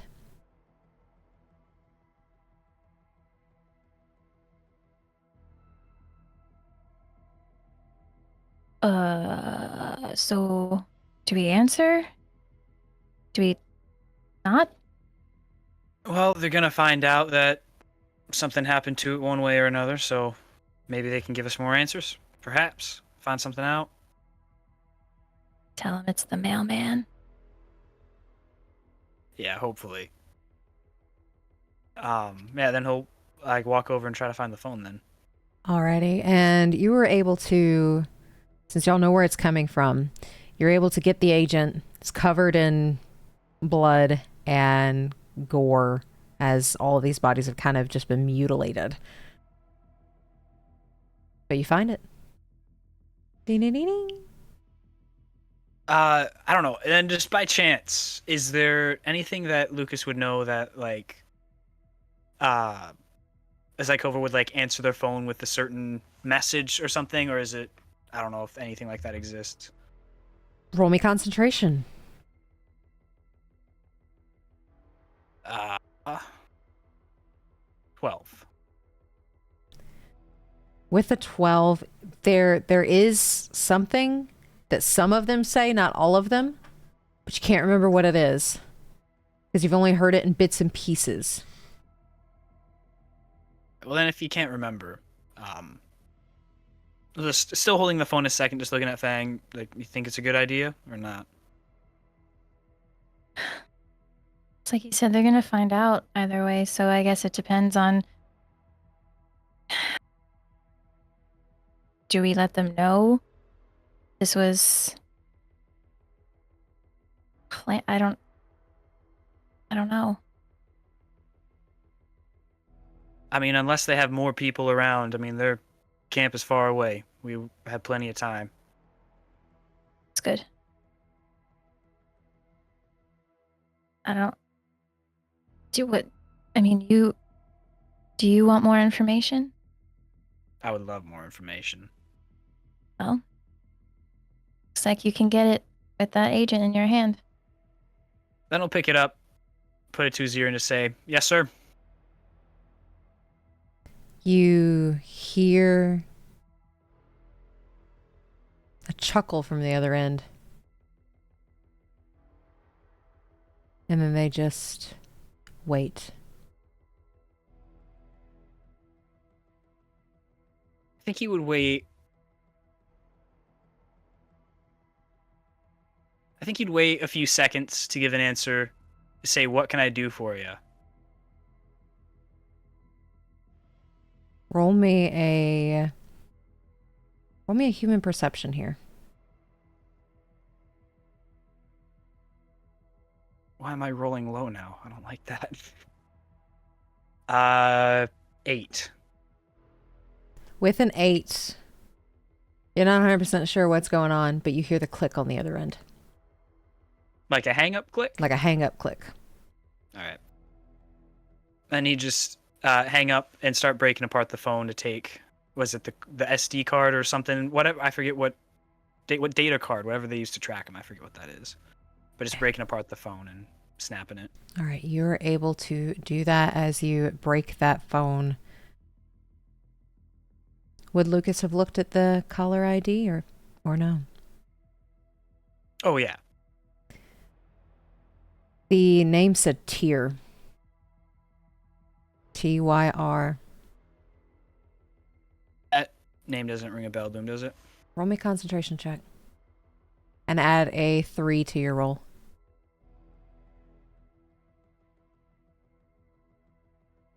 17. With a 17, Tyr is X's second in command.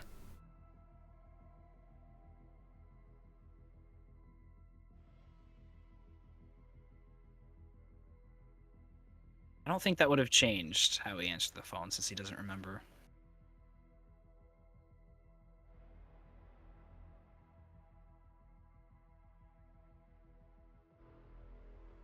Well, they didn't say anything. Weren't much of a help.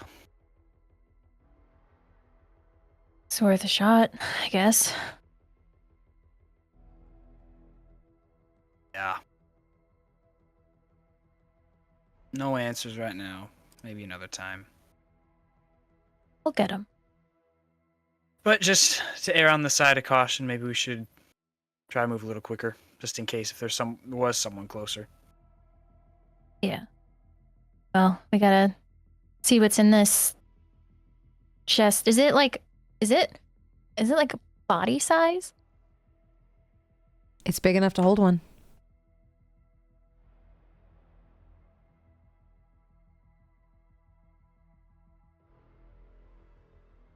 And there's no like identifying anything. It's just black with a little screen. Black with a little screen that if you're looking at the box now, you do see Cerveau with that kind of glazed over look and his goggles on in it. And with that, we're going to go back to Cerveau. I'm just going to start spamming control until I pass it. All right, go for it. 8. Nope. 9. Nope. 8.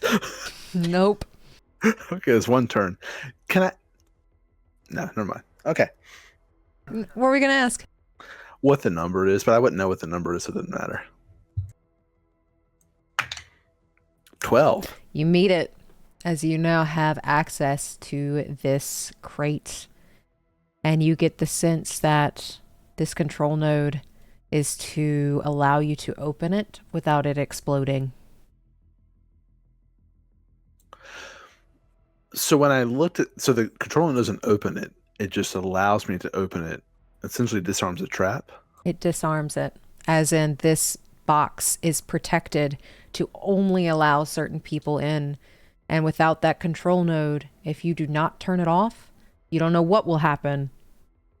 But the contents in that box are not safe.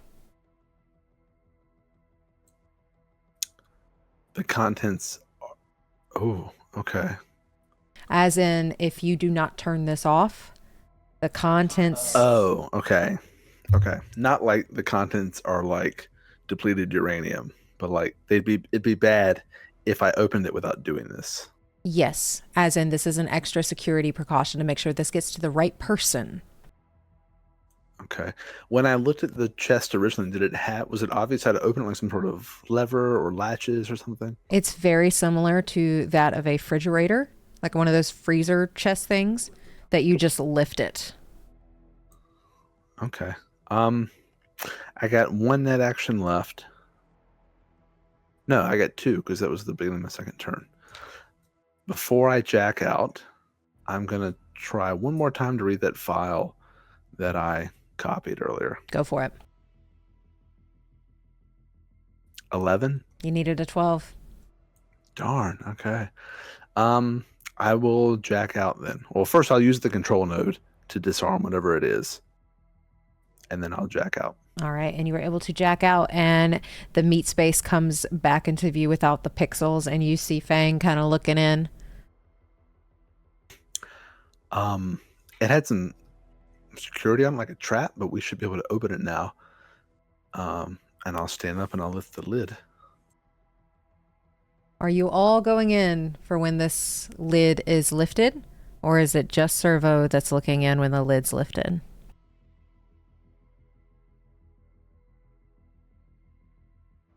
I guess Fang wasn't like right up against it or right behind Cerveau. She's just kind of like looking from the, like, maybe, I don't know, 5-6 feet back. And I think Lucas was still by the back doors of his combi, just like trying to calm down a little bit. Okay, so Lucas will not see this, but this refrigerator door is on its side. So Cerveau, when you open it, it's very much like just an old freezer chest. But when you open it, it's cold on the inside. And this bag full of a dense red liquid just plops out and rolls out.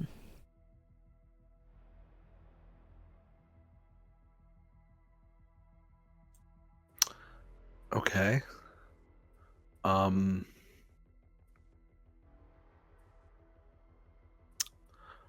Can I tell what the liquid is? Roll me science. Science.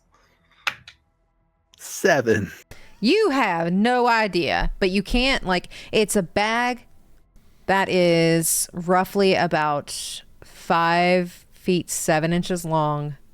You can't see anything in the bag except for this dense red liquid at the moment. It's like a long bag then. It's a long bag. Okay. Fang, does this look like your... It looks like a bag of goo. What do y'all make of it?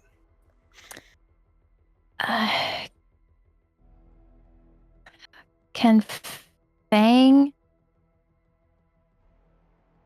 like, I don't know, press on it or look on it to see if there's a body in it?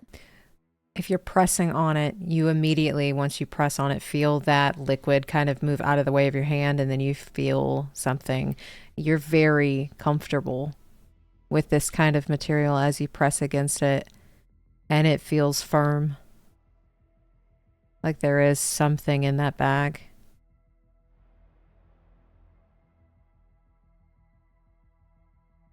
So it feels organic. It feels organic, very organic.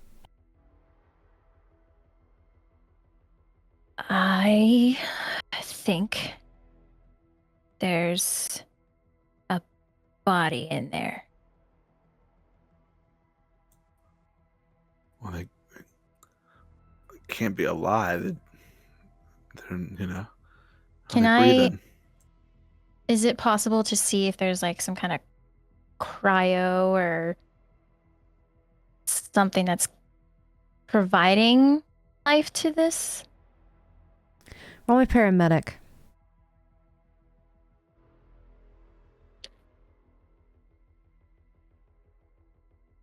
19. When you're touching on the bag, this is not a cryo bag that you have. This is not anything like the cryo bag you have.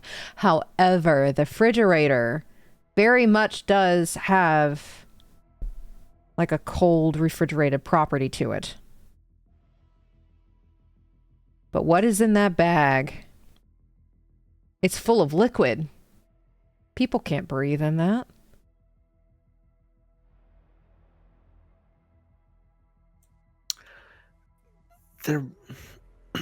There was a file on there too, but I can't get into it.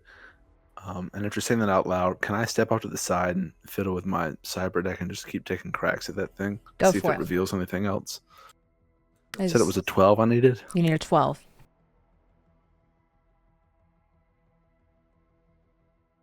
Is there like any stickers on the bag, like names or numbers? You see a sticker if you're looking for it. Well, roll me perception.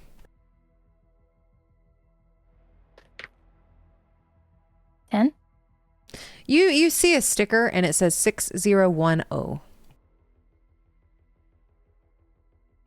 And would Lucas at this time be heading back over, or is Lucas still in the combi?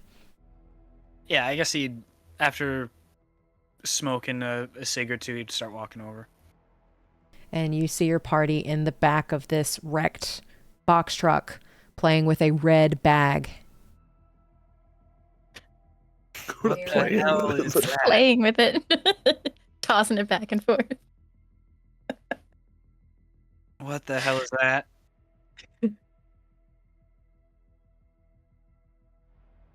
This was what was in the box, but I don't know. We blew up a big bag of ketchup, is what I understand. But okay, did Fang say out loud there's a body in this? Didn't she? Yeah, she said I think there's, well, she said I think there's a body in there, and then she touched it, and then she didn't say if it felt organic or not yet. But yeah, she did say she thinks there's a body in there. And it's a bag of ketchup with a person or something in it. Oh, that's worse than death. So what? Biotechnica wanted a giant hot dog? I mean, they get into some weird... I don't understand all the shit they do. It's possible it's a hot dog, but why would you get nomad gangs to run a hot dog for you? I mean, this thing, whatever's in there, there's it. If it's a person, it can't breathe. If it's just massive organic material, I mean, we're supposed to destroy it. Cut it Right. open, find out what it is. Yeah, well, if they got a nomad clan to take care of it, they probably wanted it delivered under the table. No record of it, so we were told to destroy it. Last time we didn't totally do what we were supposed to do last time, so Well, we cut the video. We just stole a robot, too. Yeah, and Rose really didn't like that we took that. I got a little bit of an earful. Yeah. But Maybe we shouldn't take this ketchup. if we're destroying it though, I want to know what's inside. Me too. on my 5th roll, I got a 19. All right. With trying again to try to crack it, and y'all see Cerveau playing with this cyber deck, trying to figure out what is in this file. Cerveau, it says model 6010 for Persona Craft.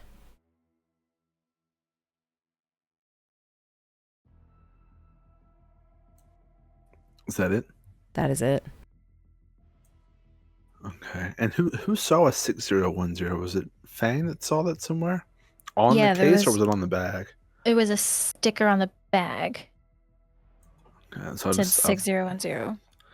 honestly, that looks like a model number, and it says it's for Persona Craft.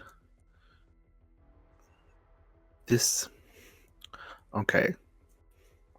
I'm not saying we need to take it, but this might be another one of those things we found at the hotel or the apartments. Wait, but this is for... Why would a Biotechnica delivery have a Persona Craft item? With that question, Fang, you touched both of these. This does not feel like that machine that you all have at Rose Red's. Okay. It's not another bot. It's not a butler. This is Ganic stuff.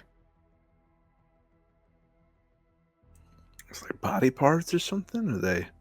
I don't know. I can't see. It feels like something that it feels like stuff that I work with every day, and those are limbs and people. I don't know, maybe this was said earlier and I missed it, but is there anything in the box or on a display that like would give some sign of like whatever's in here is alive? Or is it just like a combination of things? The only thing you know from looking in are the crates around you, which some say ammonia, carbon, lime, phosphorus, salt, things like that. This is the only thing in this box, in this truck, that looks like this. But without touching it, without opening it, you don't know what's in there because it's quite literally like this bag, a very dense fluid that you can't really see past.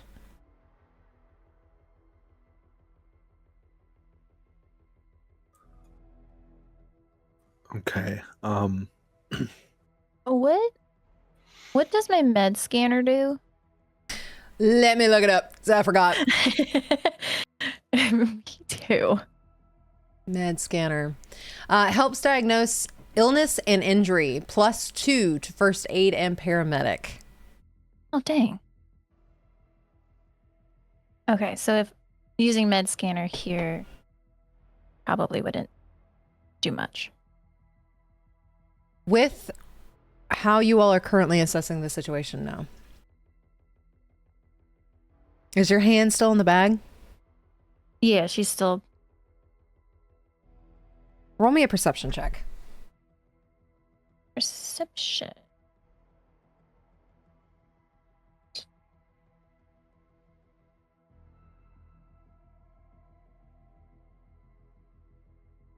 $17. With a 17, where your hand is and where you feel like underneath your hand is something fleshy and organic. You do see, like, kind of like when you're pressing against a clear bag, how the liquid in it disperses from the pressure. You can see something extremely pale. Can I feel the entire bag and see if it's like an outline of a person? And if it is, and I'm near the head, can I like press down on the bag to see the face? While you're patting down the bag, you start at the lower portion, and you felt many bodies. Feels like knees, At the bottom of the bag? thighs. You keep going up. It feels like a torso, and you can feel like that outline. And you can actually, when you press down on it, see a belly button. You keep going up and up. You feel a chest. You feel a neck. You feel a face. You press down on the bag in order to see the face, and what you see is a very feminine face with very soft facial features. Looks to be 26, 27.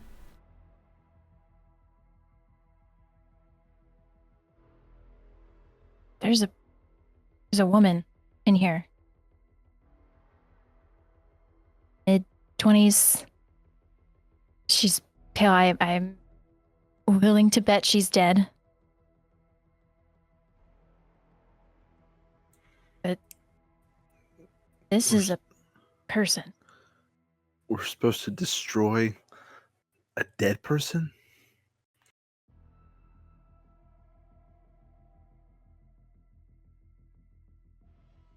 While Fang is revealing the face, can Lucas look at it? Is it anyone familiar?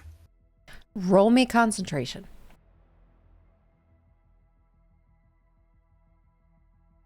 Uh, 14.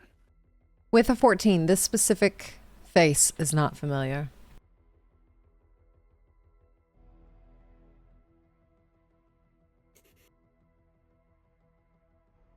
As I say, you will not know more unless you all open the bag.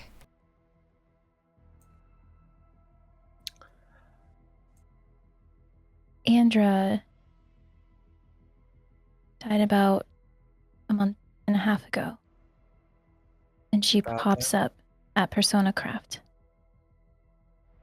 This is another dead body on its way to Persona Craft. I don't know how, but I think somehow they're bringing people back. Brainwashing them, and I don't, it's, doesn't make sense, but it's another body on its way to Persona Craft.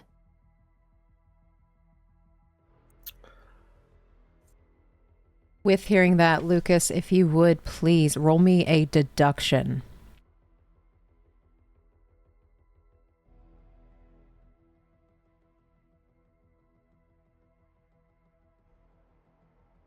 Deduction. I am absolutely blind. Deduction. Education skills. Under education, towards the bottom. Okay. 12. With a 12, And all of this happening today, you remember what happened to Andra very vividly. You know where she's buried. You buried her. She died from a gunshot wound, multiple. And it was made to be slow and painful. It would have been hard to bring her body back, since you know where she's buried and you have gone back there and have never seen that grave disturbed. That doesn't quite click.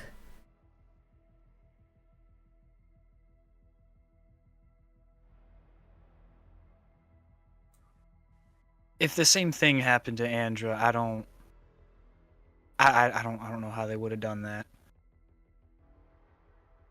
I mean, she was she was beat. There was I don't know. Yeah, I guess wounds on dead bodies obviously don't heal.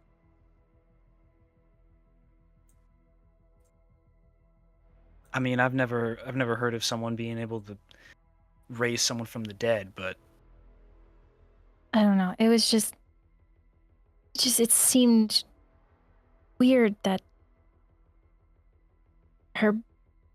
if she was gone and her body was there, there's a body here and it's on its way to Persona Craft.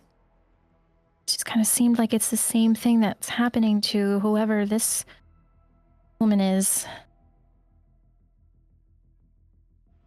no doubt could be connected, but Andra hasn't moved since I brought her to where she is now. Okay, so it's not that. Well, I mean, let's go down that rabbit hole. If we got to destroy this thing anyway, what if we just sort of open this bag up and maybe you can tell what killed this person, how they died?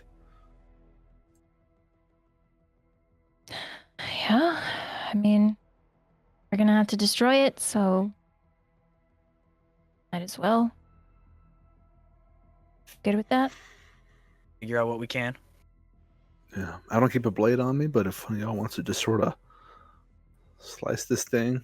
I have vampire teeth. You know, I know Lucas said ketchup. I don't think it really is, though. Yeah, all that ketchup. That's great.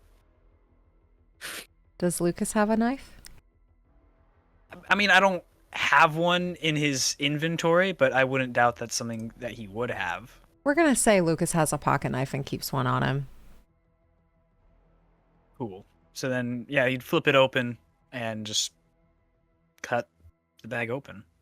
And as you cut the bag open, this fluid just releases, and it's almost like this amniotic fluid releases.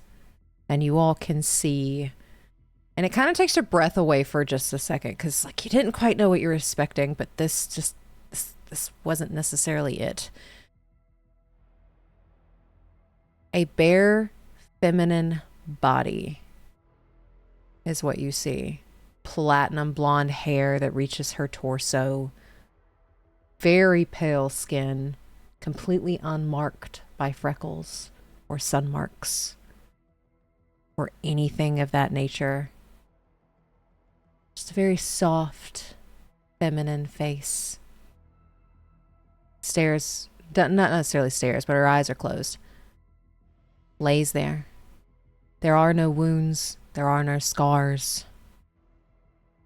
This is a perfectly sculpted person. There is no wear and tear of age. People usually have scars when they get to be a little older. Maybe they scuff their knees. Sometimes they have texture to their skin. This person doesn't have it. Can Lucas, with the pocket knife again, like, probably like try and cut into like her arm or something? You can. And it bleeds. And it's if just opening the cut a little bit, it looks completely human. It looks human.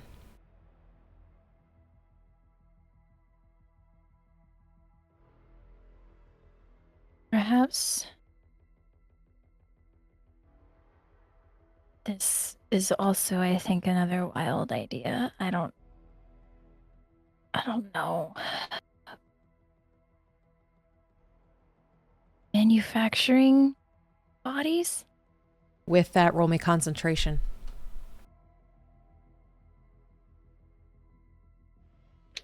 Crit! Haha! Okay, so that's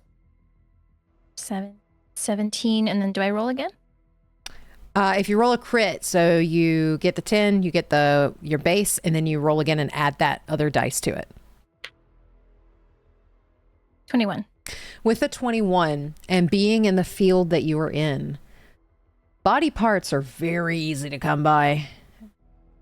And they're, with the technology you have, pretty easy to manufacture. You need a heart transplant, very easy to get one. Whether it be an actual heart or whether it be a cybernetic heart. Body transplants and organ transplants are not an issue in this society. A question that's above table. Yes. In real life, once someone is dead, they don't bleed really after that, right? So, could we deduce that she's actually alive, or she was just preserved so soon that there's still a lot of blood? Roll me a deduction.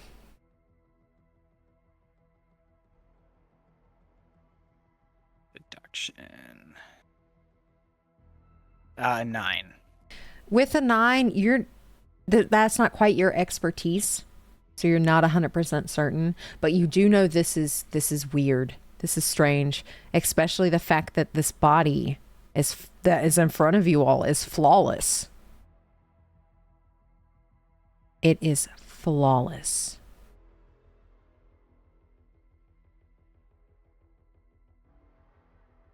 Roll me a concentration check for me, Lucas. And while Lucas is doing that, Fang, are you doing anything with this body? Are you checking it over, seeing if you can get any medical idea from it? Yeah, she might use the med scanner, check the body over. I don't know how deep that cut was, but she would probably peek in there. Go ahead and roll me paramedic. And Lucas, what'd you get? 16. 16. With a 16, and Andra has been brought up a lot. Andra didn't look like she used to.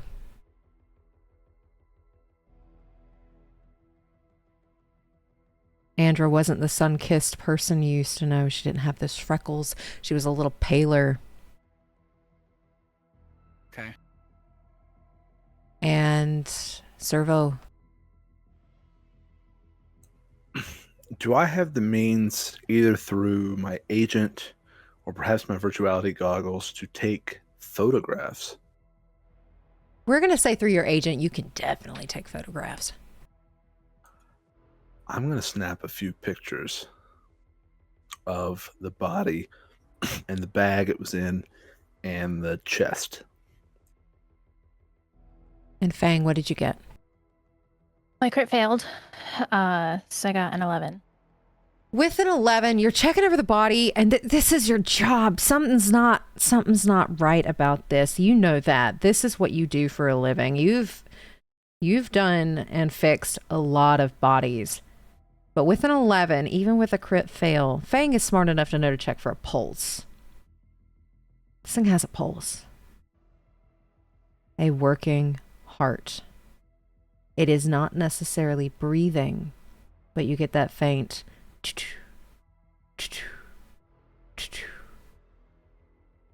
It's working properly.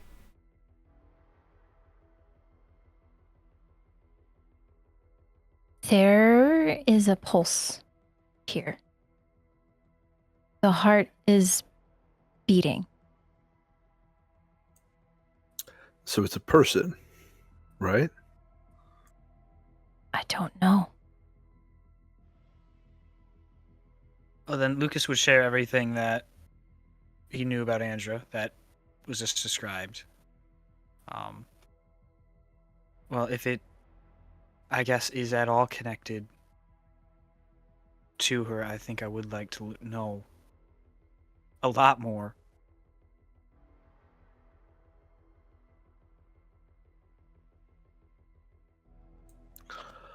But we gotta destroy this thing or this woman. I don't know how to refer to her. Right. I mean, that's something we could do at any time, right? I mean, if this proves to be a dead end for, I mean, anything with, and he's about to say Andra, but just like, if this proves to be a dead end just with anything in general, then, I mean, destroying, that's easy, right? We can find several different ways, several different times to do that. What are you implying? I don't know. I don't even know what road this is, but just taking it to try and learn more. You want to take the body? We know some smart people. They might be able to figure it out. I mean, I like I said, I'm a pacifist. I'll shoot you if you're shooting at me, but this is just a defenseless person thing. You said it has a pulse? It has a pulse. It's alive. Or at least blood's flowing. Okay, I didn't think we were gonna get this philosophical this afternoon. I mean, look, I took the last thing we were supposed to destroy, so kind of par for the course now. I just feel like if the Zykovas were attached in any capacity, it's not for a good reason. And I would love to know why.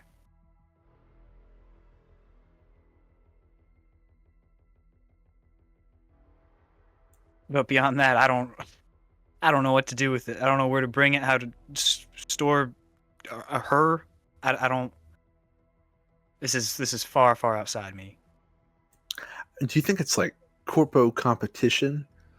Like Persona Craft pops up and they're like, we're making robots and stuff, and Biotechnica's like, no, we'll do one better. We're psycho bugs. We're gonna make people instead. But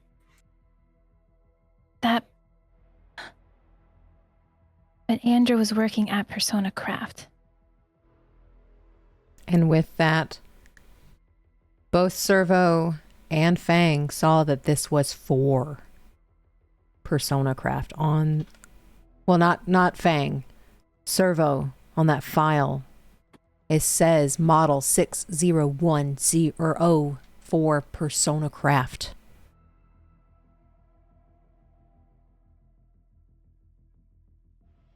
Was it 6010? 6010. Oh, okay. So not 6010. The letter O. Okay. Now, whether you share that information, Cerveau, is up to you. I think I would have shared the whole thing, but I was not immediately clear if for Persona Craft meant that Biotechnica was giving and reselling it, or that they had stolen it. Now that you don't know, but the sticker says for Persona Craft. So, yeah, so I guess I would have shared that it's intended for... Someone intended it for Persona Craft. So does Fang know anything about Biotechnica? Roll me concentration. If you get a low, you get the basics of what they do. If you get a high roll, I'll give you a little bit more. 9. With a 9, you very much know that Biotechnica is genetic engineering, microbiology, and biochemical research.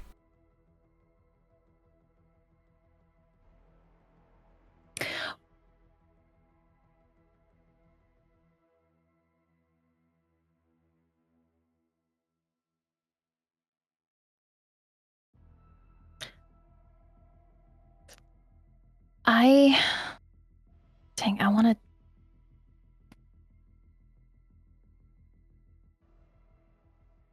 I don't know. I have stats for biology. I just don't know how to make it apply to like. You said you were reaching into that cut, correct? Yeah. Roll me a science. Okay. 13. With a 13, as you're reaching into this cut and digging a little deeper, you've cut plenty of limbs off to replace them with cybernetics.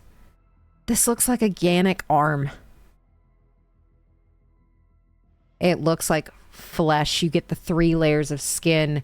You are going further. You see actual muscle under there. It's bleeding, so it has a circulatory system. Do you cut deeper?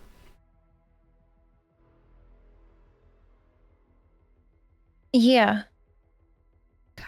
When you cut deeper, you do know that the blood supply starts to push out even more, as it is bleeding pretty heavily.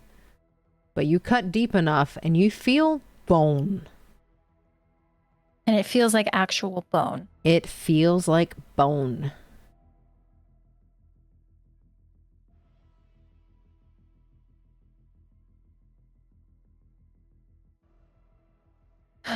So now this body's losing a lot of blood. Yes. Okay. Can I suture that up? Roll me a surgery. DV is a 15. Oh, sick. No. Sick. Okay. So 13. 21. With a 21, you are able to suture that up. You do feel that heart rate very slowly start to slow down. Like it weakens a bit, but it is still there. Okay, yeah, this thing is bone, muscle. It's bleeding. This is human. A flawless human.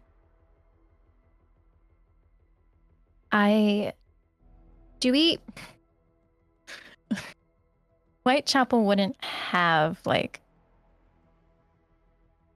the morgue freezers.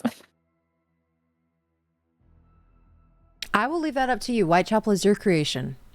Does it have a freezer for body parts? I mean, that makes sense. Store them and do is like selling organic body parts like a thing as well, or It is not as common. It is pretty much one of those kind of like shady practices. Oh. But I will leave that up to you because there are people that do it. Oh, Jax he's pretty straight edge. So he wouldn't be involved with anything shady. Then I would say you don't have a freezer for that. Good enough.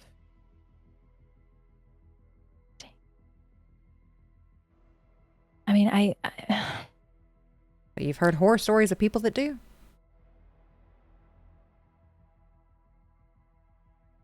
well, I don't know where we could put it. There's no real place at Whitechapel, and I don't know that Rose Red would accept this into her house along with the robot. She get pretty pissed about the bot. I mean, showing up with a real person's gonna like that. I mean, we can bring it to the family, but aside food freezers, we have nothing to maintain it or research. I mean, I can sew the bag shut, or at least attempt to, and throw the lid back on, but Okay, with the chest being cold, it was like a fridge. Could I like deduce that it needs to be cold in order to be preserved? I'm not even going to make you roll for that. You do know it needs to be cold in order to preserve body parts. But the fluid might have had something to do with that too. And there is no more. So I could probably put that together that with the fluid being gone, this might be a lost cause. With the fluid being gone, you kind of get the sense that that was kind of a preservative because you opened the bag and she was in it. Almost like an amniotic sac. Look up that word. I think that's the name of what it is for what holds a baby. Surrounds and protects a developing fetus in the womb. Yeah.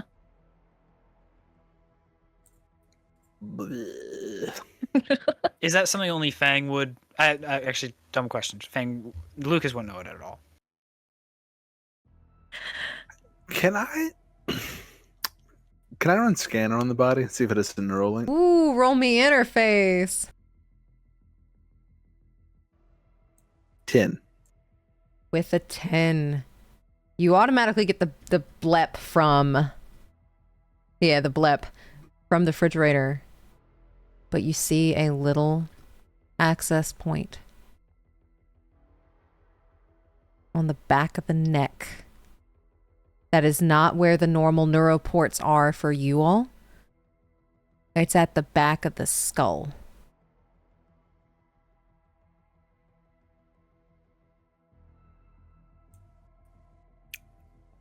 So, hear me out. We'll have to do it here. But I can try to connect to this thing. This woman. If what I'm thinking is right, this fluid was a preservative. And body parts need to be cold to stay good. So regardless, we are running out of time for whatever we want to do with this body. There's no putting it back in the bag. There's no sucking up the fluid that fell out onto the road and putting it back in. I try putting it back in the chest, but I don't know how we're going to carry that.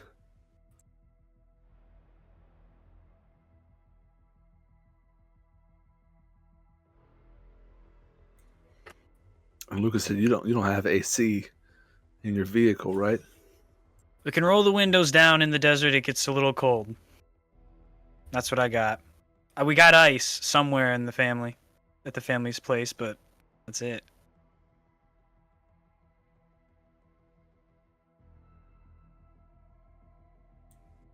Fang, any ideas how to keep someone cold? I mean,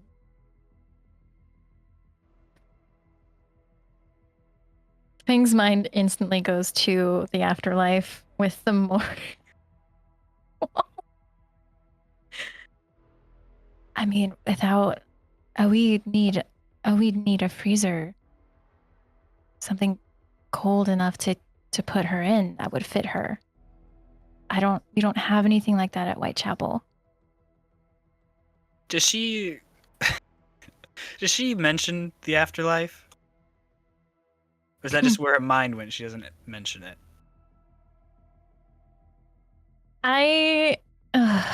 She definitely thought it because it was a morgue.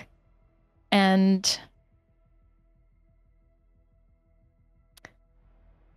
well,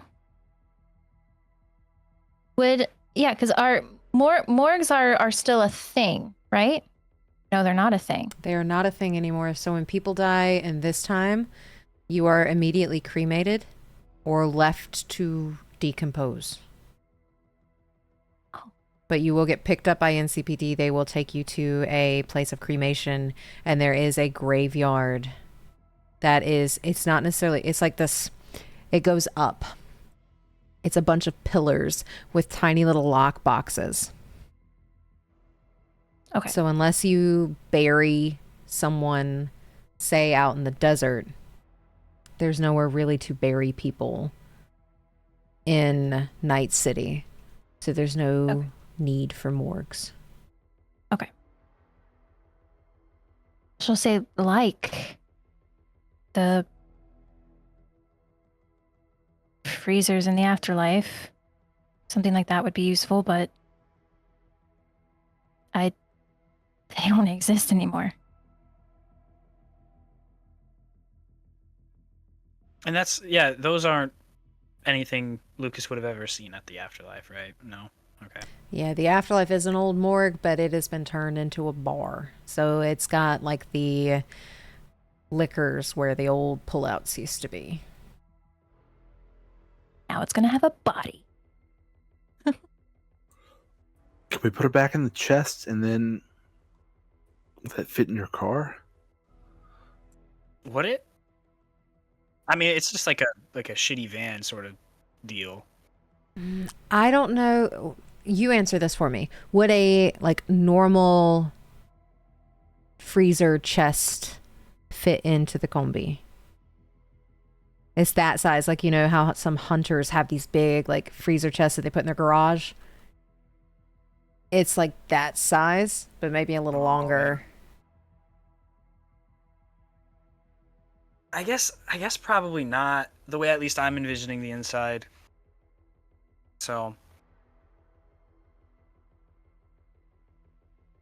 but I guess, yeah, if Fang at least mentions the afterlife, then Lucas's mind would go to Graves and just kind of step away a second and put his agent, his personal, and message him, hey, really weird question.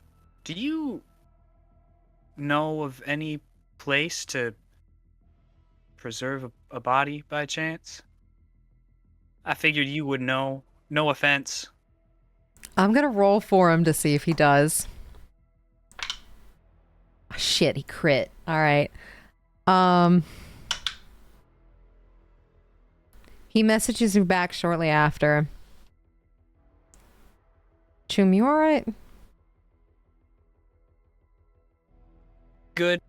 This was a curiosity question. Takes him a few seconds to respond back. I have old connections. None that are fun to be associated with. If you're willing. Well, I definitely. What I'm doing right now is my problem. I don't want to drag you in anything. I know you. I know you don't want trouble, and I don't want to bring you trouble by any means. You see the 3 dots pop up, takes a second. 3 dots pop up, takes a second. It's almost like he's debating, because this is stepping into what Lucas knows is 7 years past, at least. Right. Takes a few more moments. He gives you an address. Tell him Gravedigger sent you. Thank you, but are you sure? I don't. This is something that might not even be a problem, but it also could be a problem, and I don't. I'm not trying to drag you into anything. Would this be discreet? Is this? Takes a few moments. Discreet. Gonk owes me a favor.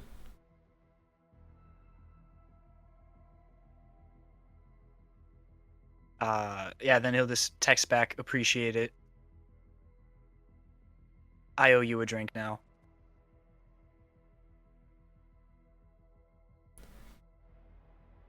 Look forward to it. Don't flatline.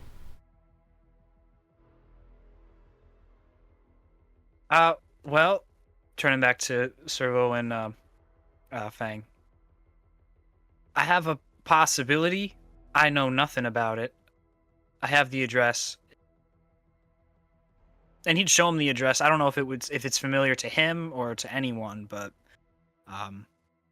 it's an option that may be discreet enough to hold the body for a while. Maybe. It's the best idea I've heard.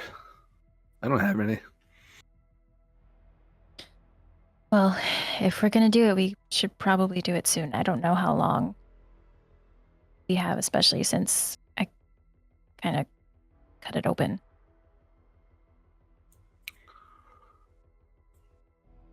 can I lean down and sort of like one arm on the leg crease, one arm on the back, carry the body?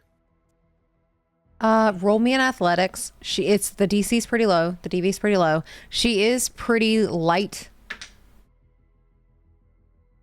14. With a 14, yeah, you're able to easily pick her up and carry her to the car.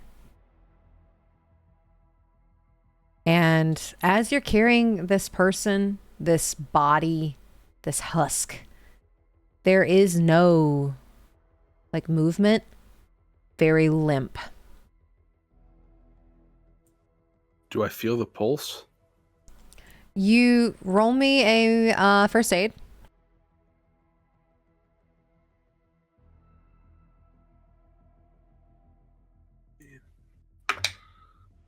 It's a crit fail for a 4. You're not sure how, like, you know how to get a pulse, but sometimes it's just hard to catch a pulse. And, like, you get the one from your thumb, and you feel yours. It's a little elevated. I'm just going to walk her to the back seat. So is Lucas still standing with Fang? Yeah, he hasn't moved. Okay. Should we take her, and she points to the Zykova lady, and put her near the bag, set it on fire, make it look like we did our job? I think that Just in case someone comes looking. I mean, Persona Craft, if it's a big corporation, Biotechnica, they're involved, they might come looking for their drop. I think that's a really good idea. All right. Well, help me out. She'll walk over. Yeah, and go help. If you both are doing this, we're going to give you a +3 to this roll. Trying to think of what would be...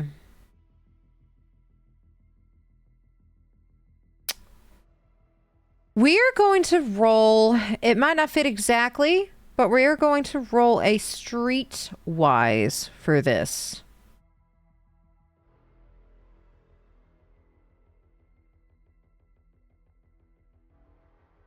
Okay, sorry. What was it? What did you say we were rolling? A streetwise.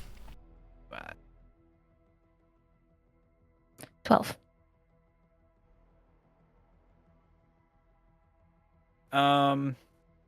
Oh, wait, +3? +3. Oh, 17. Okay, so 15. Alrighty. So streetwise, we're going to take the highest. Is a 17. And I will make sure to write that in my notes. Okay. As you all set this thing on fire, you set the nomad's body on fire. Everything else. Oh, yeah, go ahead. Can I just if you will allow, Mm-hmm. because I'm assuming that the body is naked, right? Yes. No clothes.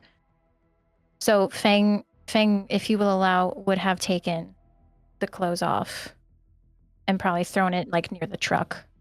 Okay. So yeah, so to make it a little bit more similar to the body that they had in the car, you are able to do that. And that 17, you are able to, both of you, set this thing alight, and it goes up in flames and char.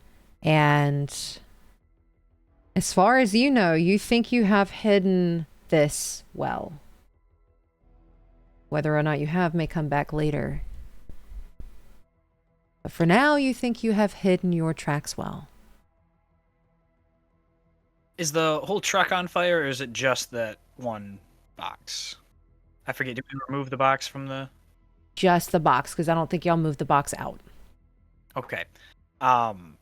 Then just to go into the truck, if there was a separate box of like sulfur, Luke's is just going to open that up.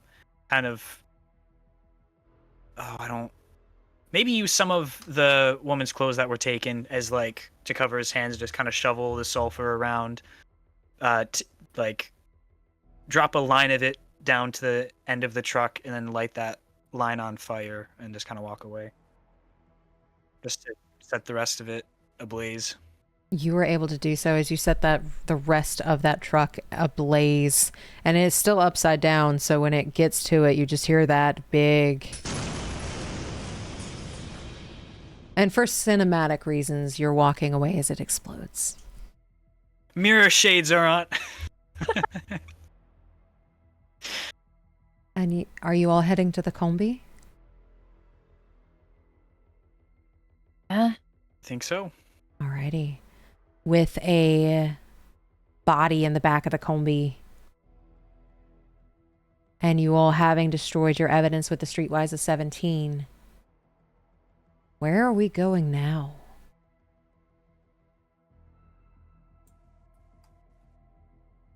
Two questions. Yes. Did they set the big freezer chest thing on fire as well? It was in like the whole fire.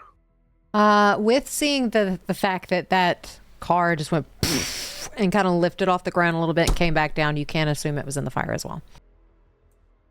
Cool. The second one is when I put the body, I'm put it sort of sitting upright in the back seat, but I'm gonna put my tracksuit jacket on it because I'm just a little bit creeped out with like a bare body sitting there. And since you're able to cover her up, and since you're carrying her, it is very much like a husk. It's not waking up. It's just very limp. Wherever you set it, it just ragdolls. I think it's mainly like to Cerveau, it just looks so lifelike. It just sort of gives him a little bit of ick to leave her uncovered.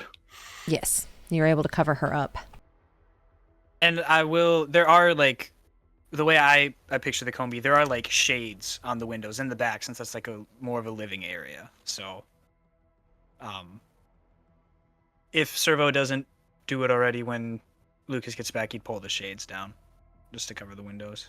You were able to do that, and you've got the back covered. And you all get in the combi. You don't hear anything, especially with that 22 perception earlier, trying to figure out if more Zykovas were coming. You don't hear anything. It's quiet. You've never been out at the desert really at night, but it's quiet. You can hear the nature. You don't hear that normal hum of electricity that's everywhere in the city. It's just quiet.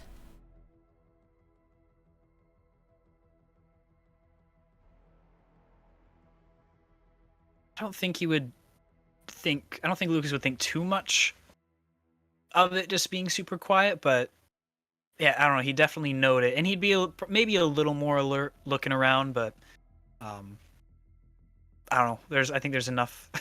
He thinks there's enough on his plate where he's not going to look into anything else at the moment. Yes. So with it being quiet, Lucas has a lot on his plate right now with everything that they've just learned.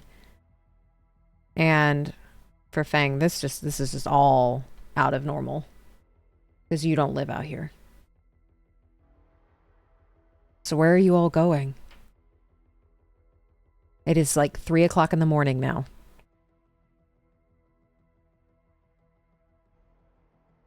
The address, I assume?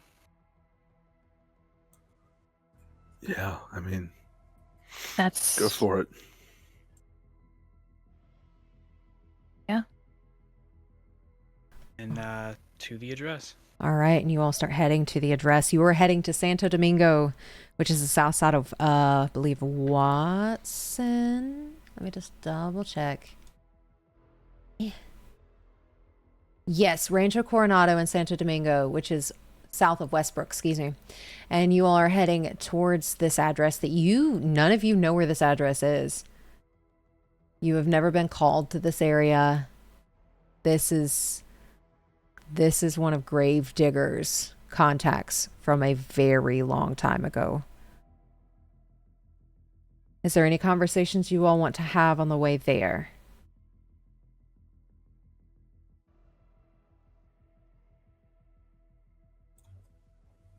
I will pull out my agent and message Rose Red and just say, job done. We need to talk soon. Tomorrow with a question mark. It takes a few moments, but you start getting the 3 little dots. Did it go well? We need to talk is a little concerning.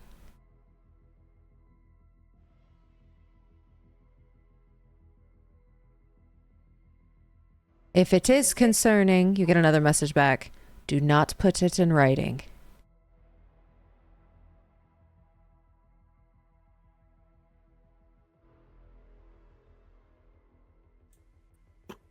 And I'll just reply with done, comma, but not what we expected. I'll message you again soon. She doesn't respond to that.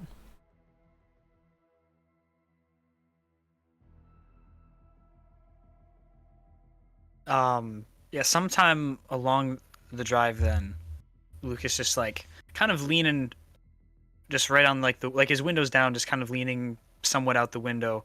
We just kind of turned his head to Fang and Cerveau. All right, this might be really stupid. You tell me if this is stupid, because I don't know what the fuck I'm talking about. But with all the material in the truck and her pristine condition, what if... And it really looks like he's thinking deep. Like, the gears are really turned and smoke's coming out the ears. Like, what if... Oh, I don't even know how to say it. What if she wasn't a person before? And, I mean, she's not a robot. Is it outrageous? What if they grew her? Is that stupid?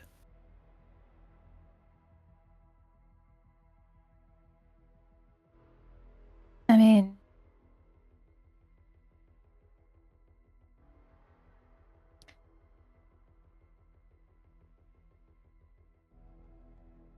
would Fang have any knowledge of being in the medical field, of hearing anything of growing body parts?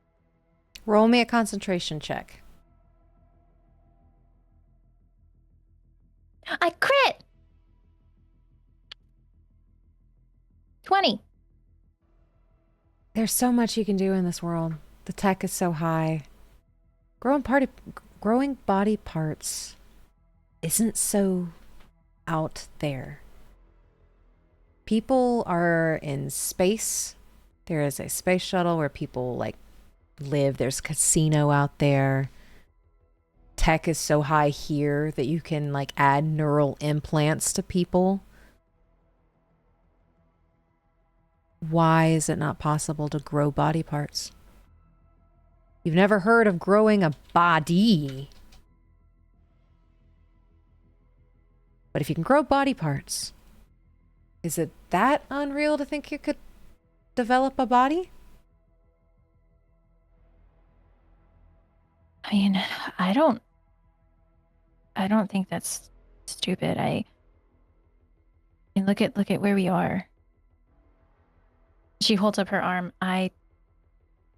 This is advanced technology. Who's to say that someone hasn't figured out how to grow body parts, how to grow people? I don't know. I mean, maybe what if she's not a victim of a crime or of an injury or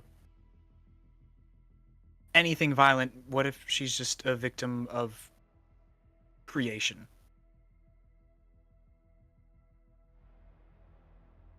I just don't know what we could do to save her.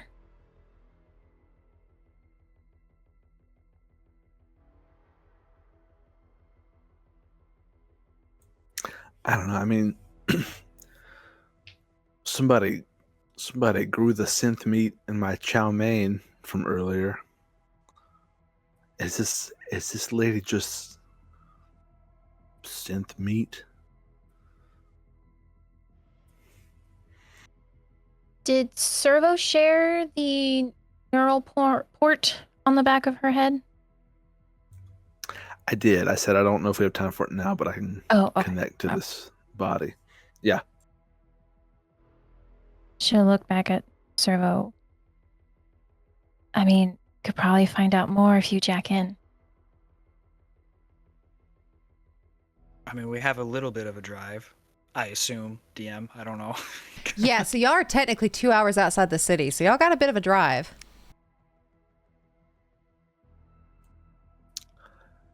Yeah, I'll give it a shot. I mean, if I start screaming, just, I'm sorry, don't pull me out, but I'll just apologize in advance.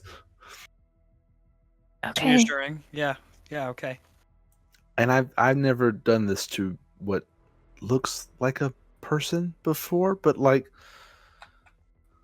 I don't know. Going back on the synth meat thing, it tastes like meat, but I know it didn't come from a cow. So like, this looks like a person, but I don't know. I'm getting a headache. I haven't jacked in yet. I have to ask, are you going to jack in? Hell yeah. Alrighty, so when you decide you want to jack in, I will tell you now that that access port is not visible on her skin. You would have to cut into the base of her neck in order to get into it. It, again, is at the base of her skull. Okay, I'm going to relay that to the group and just check, like, I'm going to have to do a little bit of surgery. Again, I don't want to get blood on your seats. I don't know if we're trying to preserve this person. What are we doing with the body when we get where we're going? Yeah, what is right now we're, I assume, bringing it to a place where we can store it. That's what Graves told me. That is all I know. That is a place discreet that we might be able to keep it for a while. What's the plan? Am I cutting up this person to figure out what the hell is going on here? Are we trying to buy some time so Cerveau can jack in and see what's going on? What, are we trying to bring her back to life? Why are we storing her?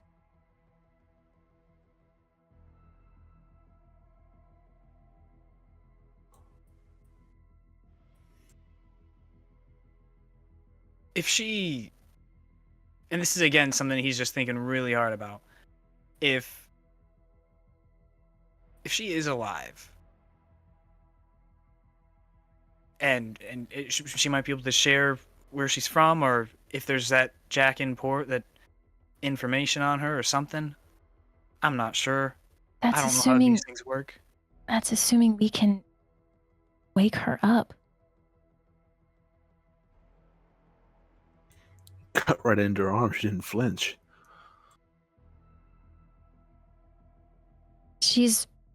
There's a heartbeat.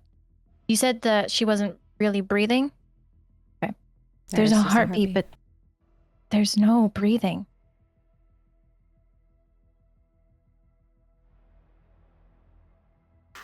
I didn't really pay attention in school, but I do know that, like, that's why the heart beats, right? Is for you to, like, breathe and circulate blood. Pumps your blood. I don't know. We can go with majority if you think if you two think this is a bad idea. I thought that, and he's like,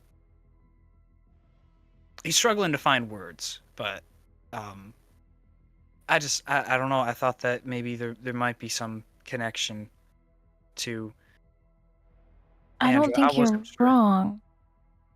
I don't think you're wrong there. I just struggling to figure out how we're gonna connect those dots to this. I have no idea either. My whole life, I've just tried to cross one bridge at a time. What if, like you said, what if she was grown? and we wake her up, but it's like the first time she's ever woken up, and she just freaks out. Yeah, we don't know what'll happen. And he just says, "No, go ahead." She could technically she could wake up any moment. We don't know. Or she could just stay the way she is for years. Are we still in the desert right now? Y'all are gonna be in the desert for a while. Is there somewhere you wanted to stop in the desert? Yeah, pull off a little ways. If there's like a, like, I don't know, canyon, valley, somewhere that looks hidden and like no one would go there unless they know, like they have a reason to go there. Okay, yeah, I'd say you know this place well enough that you can easily find a place it's kind of next to like that little cliff that you all were at earlier where that camp was. No one really comes out here. There's like a lot of trash and things like that. But people don't really come out here unless they're nomads. And as far as you know, there are no nomads in this sector, in this section. So you're able to easily find a little spot that is pretty secluded. You don't think anybody will find you. Well, I'm sorry, emotional before when I had the idea. If we think this is a dead end, then that's we don't need to follow this any further. See, I don't know. Like it's a living being who I feel deserves a chance, but I don't know how we make that happen.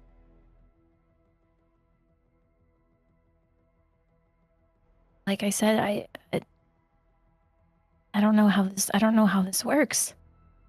It's not breathing, but it's alive.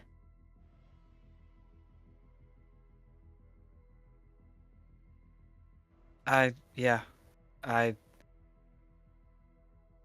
So- I'm good at hurting, not really helping people, teaching them how to live. So I don't. So we either store her, Cerveau, jack in, see what you can find. I can cut wherever you need me to cut. Could you make an then go ahead? Fang, with everything you have just stated, roll me a deduction. Deduction. Went wrong. Yeah, found it. Okay.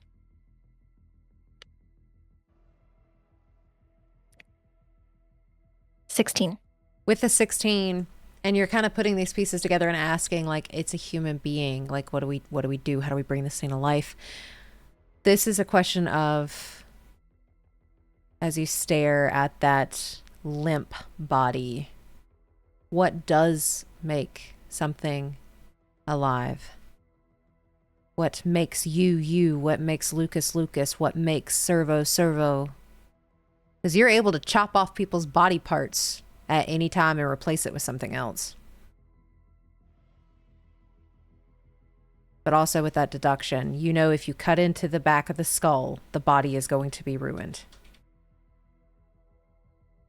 You can get the information that way. But with the blood loss that's already gone through, you cut into the back of the skull, the body's gone. But if you store it, you will never get that information. Okay.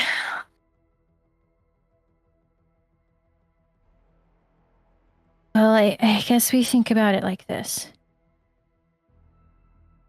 How much of a life is it living?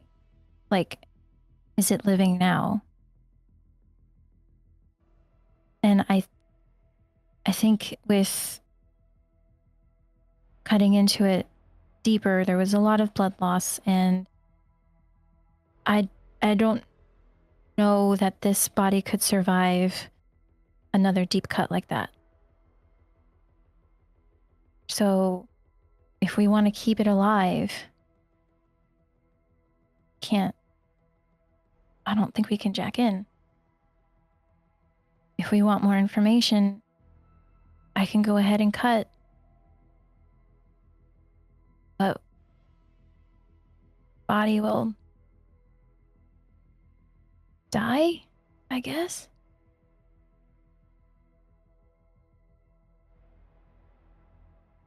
That's what I think.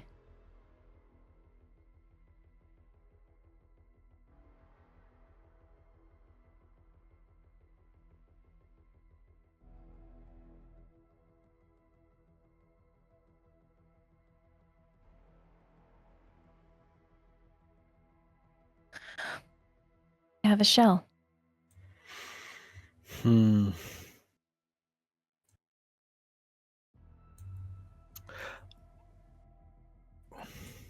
Just because it has a pulse doesn't even mean we don't even know if it's really alive. And I'll say the port is not where it would be on someone with like an implant. I've never seen one implanted there. Fang, I don't know if you've ever seen that or been a part of a job where someone does it that deep and it's inaccessible. That looks manufactured. You know when you like buy cheap shit and you try to take it apart and you realize it's one of those things that's so cheap you can never put it back together once it's been assembled. I'm getting a little bit of those vibes. I guess that makes sense. So I guess, I don't know, she'll turn to Lucas. Information, I think, for Andra comes with destroying this body. And he just nods his head as he takes a second just to think it through.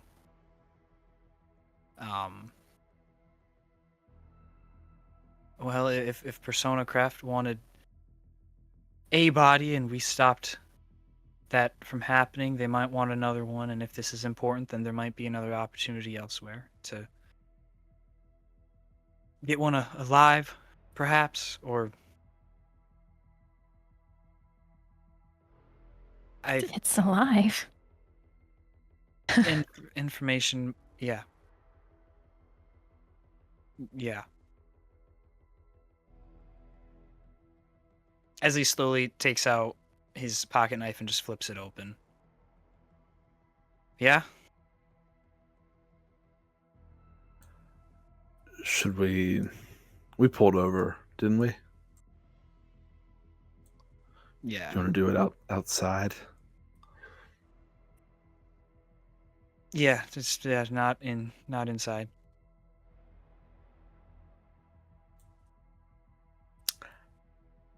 I'll get out and carry the body out and lay it face down. Okay. And you're able Fang to do so. Get out. Okay, Fang's getting out too. Are y'all being careful with it, or are y'all just kind of like peeling it back?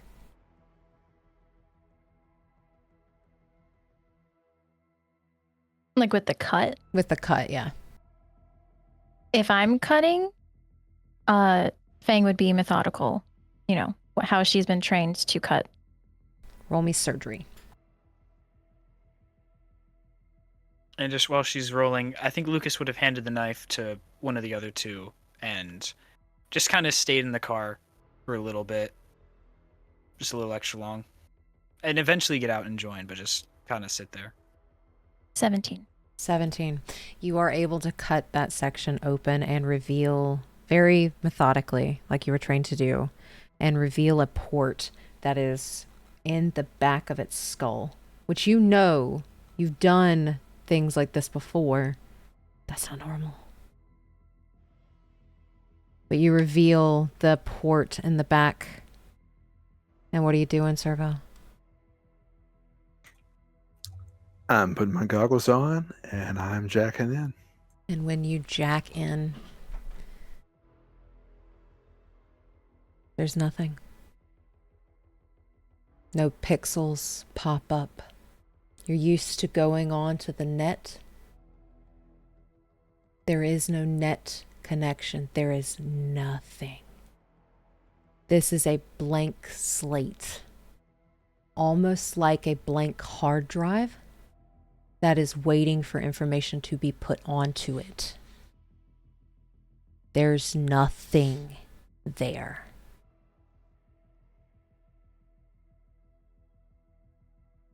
Except for model 6010 that turns. Any other instructions? Any other press any key to start? Anything like that? Nothing. It's almost like, you know, the old school DVD they used to put in and then the DVD kind of bounced across the TV? That's all you get. Model 6010. And it just bounces. Roll me interface for me. 12. With a 12. This is a husk.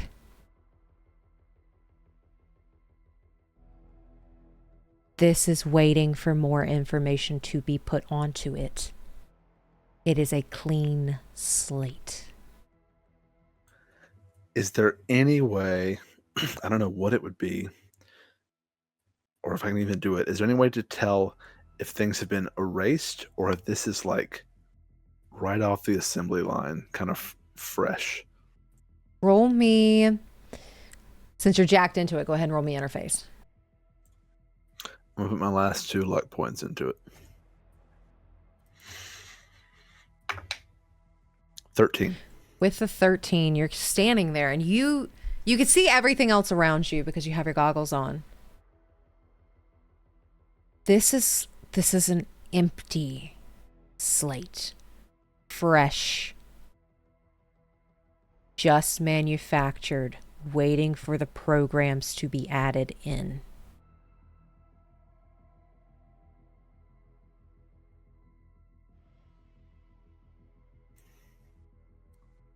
Okay. I'm going to jack out and I'm going to share that. I'm going to say this thing is... I'm going to call it a thing now. This thing is right off the assembly line. You would never put a neural link in someone blank like this. This is... it's like a blank memory chip.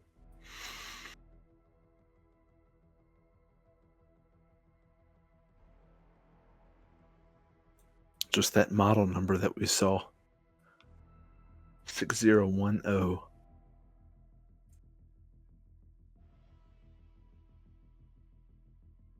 No thoughts, no nothing, just empty. Nothing. The only thing I think is that that model number leads me to believe it's not the first time they've done it.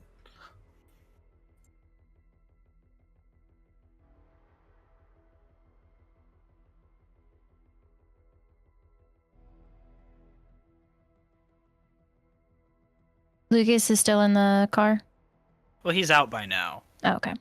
but it took him a while to get out there. And he's just kind of clenched jaw, silent.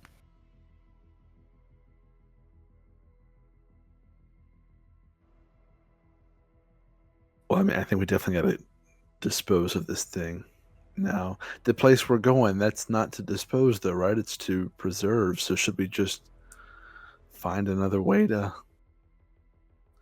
destroy it? Oh, I mean, we can burn it like everything else, or I got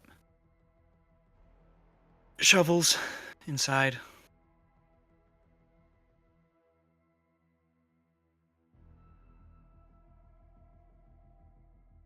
I don't know.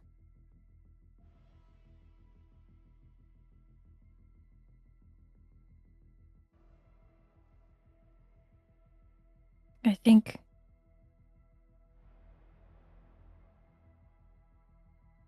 the best way to cover our tracks might be to burn it, but There's nothing wrong with burying it either. I don't think. We're in some random spot. Now, Yeah, and it might decompose. Sorry. no. Cerveau, you didn't find a tracker or anything.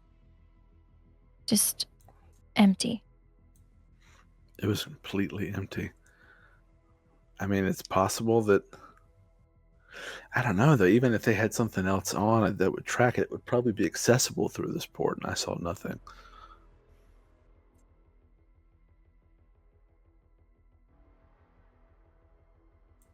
Now, I bet there might have been a tracker on that truck or that chest. I'm sure they'll go look in there. But I don't know how they'd find this thing out here. And it might just decompose. Well, it's flesh. It's I would assume that it would start decomposing once it's done bleeding out, because I'm assuming it's just bleeding. The heartbeat at this point has just stopped.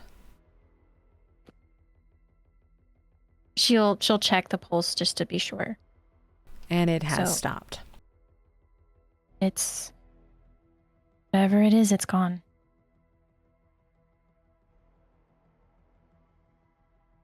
Burning might be most thorough then. What would people not think twice about out here? I don't know. What's the answer to that question? In the world you all live in, people dump bodies and everything all the time. Burn bodies, bury bodies. This is Night City.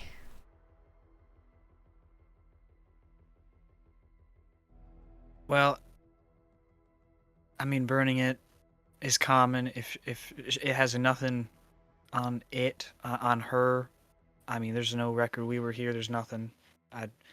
Even if burning isn't enough, I mean, there's nothing. Yeah, what if we just make it look like like she got off like anyone else out here? Just, I don't know. You tell me this is too far. Maybe I'm thinking too hard about it. Leave the jacket on her. Put a bullet in it. Set it on fire. Make it look like a robbery.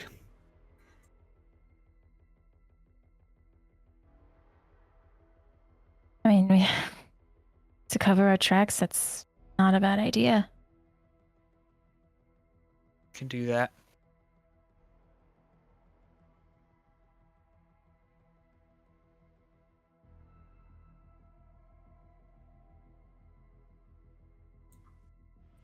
Okay. So, who wants to?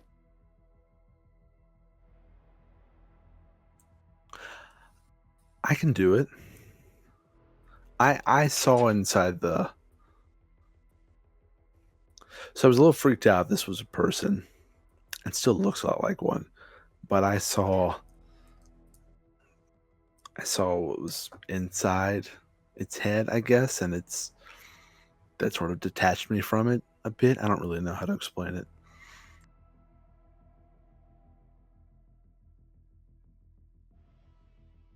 Okay.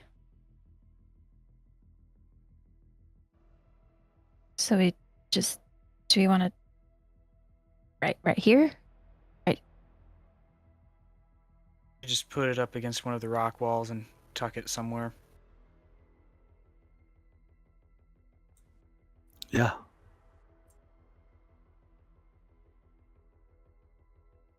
And I guess Lucas will bring it over to,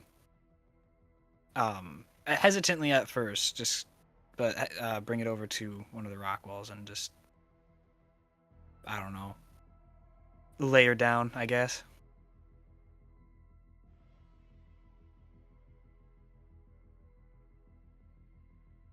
I'm sorry, I don't really want to shoot it though.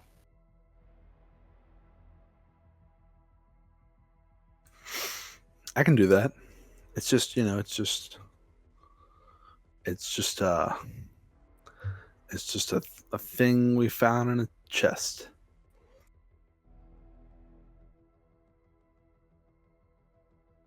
And Cerveau, you are able to go over, put the bullet in it, and burn it. And the whole time, Servo's just sort of like in his head, but also a little bit out loud, just sort of talking himself through it like it's got a model number. People don't have model numbers. People have brains. It doesn't have any kind of brain. It just looks like one.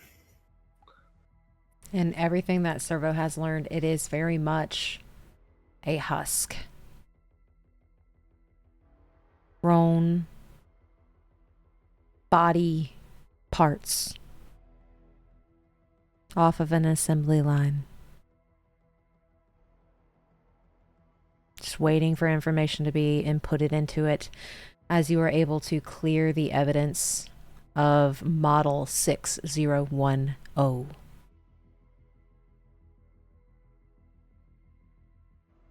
And you all are able to go back to the Combi, having erased your tracks. It is about 5 o'clock in the morning now. Yes. Before getting back to the vehicle, I don't know how long Cerveau and Fang would hang around, but Lucas would stay there an extra minute or two, probably with a cigarette, and just kind of watch it as it's burning, and eventually taking the cigarette out of his mouth, throwing it on the ground, and just like, victim of creation, huh? And then walk back to the Combi.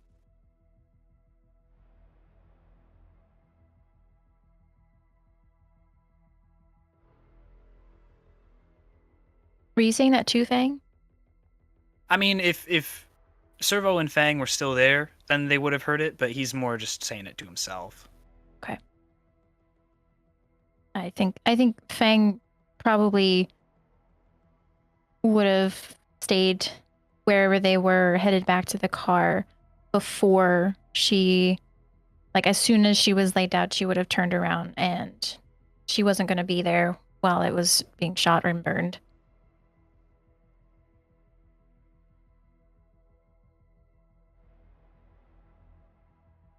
Well, where to? Oh. Do we need to check in with whoever we were going to see, or can we tell them never mind?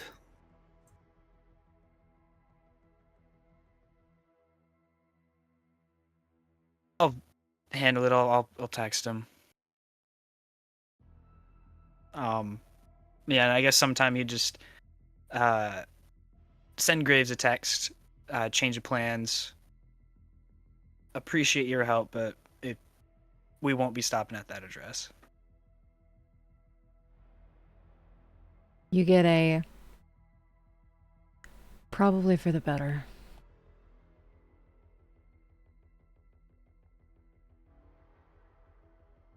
And doesn't respond to that.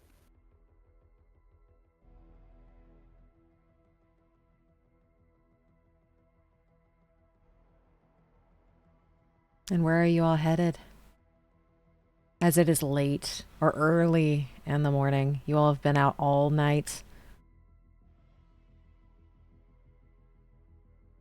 If we want to make it back to the city, I mean, I think I'm good to drive, but I know home would have a place for you two, so. But that's to what you want. If you'd rather stop, I'm okay. Yeah, I got nobody expecting me. I'll just send a quick message to Jax. Let him know that I'm not coming home tonight. And she will send a message to Jax. And with it being like 5 o'clock in the morning, you do get a response back. Be careful. Let me know if you need anything. I'll come get you. Don't drink and drive, please. She'll reply, I'm good. Just long drive back to the city. Too tired.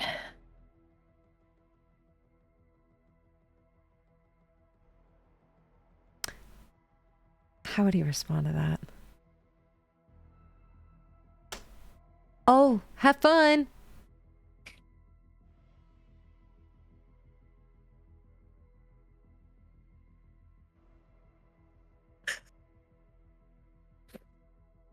It was a blast. Quite literally. She'll send that. She'll say it was a blast. He doesn't respond as you get the idea he is getting ready to open Whitechapel for the day as it is early. And you all are able to start making your way towards Lucas's home. Lucas, where do you take him? There's probably... I think there's probably a building that Mags might have set aside to be considered like a guest house. Feels a little too proper for what it is, but just a place for people to stay. I mean, it's by no means special, but it's just it is just a place to stay. Cots or rooms? Probably rooms, not very small. Thin, small building, but it's probably somewhat close to wherever the main house or main building is. Like maybe across the street or something. Alrighty. And you all see this place, a place to rest your head for this evening. Are there any conversations you all wish to have before you split off for the night?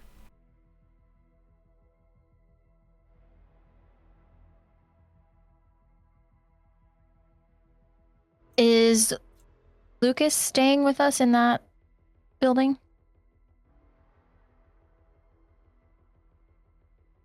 I guess he would explain that, like, being in an unfamiliar place, if they would want him to be there, then he would stay, but he does have an actual, like, room at his house, so... I mean, if you'd rather sleep in your room, that's fine. I just wanted to check in with you.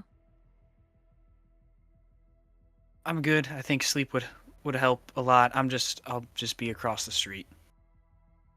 Okay. Well, if you need anything, you know where I am.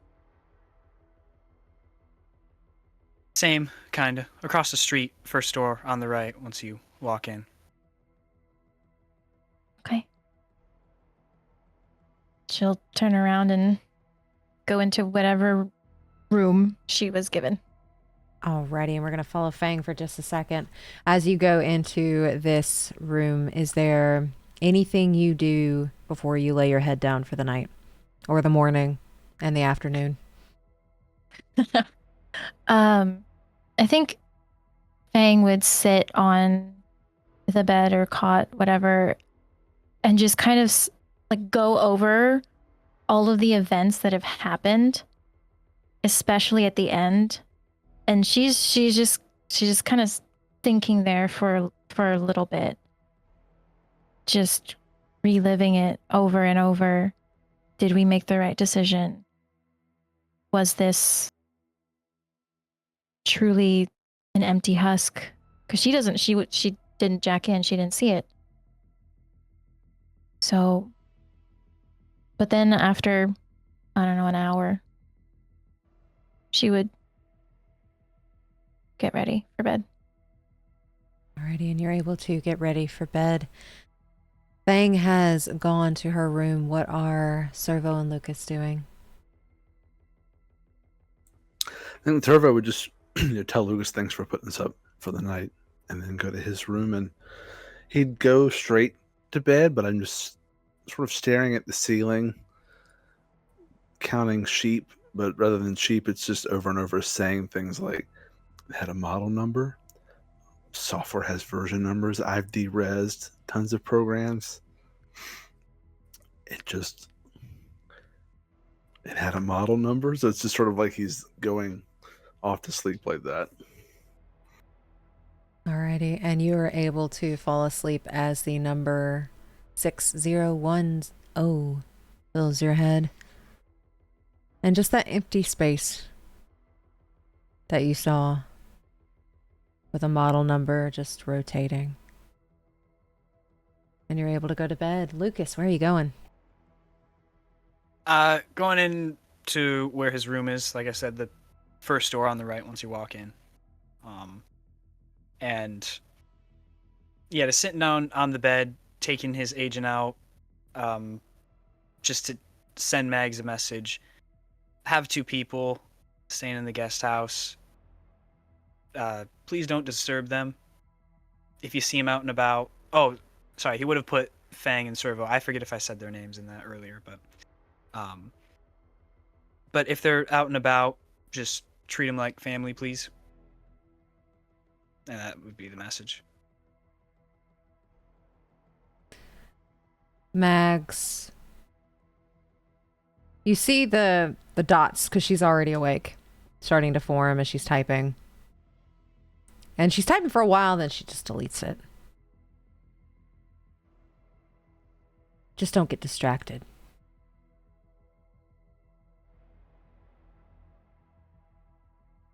And he's just looking at the message, just like he's so over it. And just a sigh, blow air out the mouth, and just with the work he does, he's pretty good at just turning things off and then going to bed. So you do that. And you all are able to go to sleep. And even though it's not the most restful night you've had, you're safe, you're warm, you're covered. And you all are able to get some sleep. Some of you are hurt. That is going to take a little while to heal. That will not heal overnight, unfortunately. And that is where we're going to end today's session. You all have been awarded improvement points for the last 2 sessions as well, that you can spend those points to either increase a skill, increase a talent, or you can hold on to them for your role abilities. But we will pick this back up soon and find out what the world's going on with Husks, Persona Craft, and Biotechnica, and the Zykovas.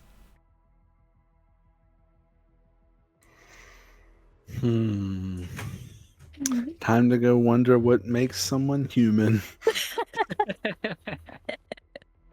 Thank you so much for watching Session 4 of Homomachina. Session 5 will be out on November 22nd. Please make sure to check out our players' social media accounts as well. You can find those links in the description below. And lastly, if this is the kind of content you enjoy, please press that like button, subscribe, ring that bell. That way you get notified when Session 5 comes out. We'll see you later, Tombs.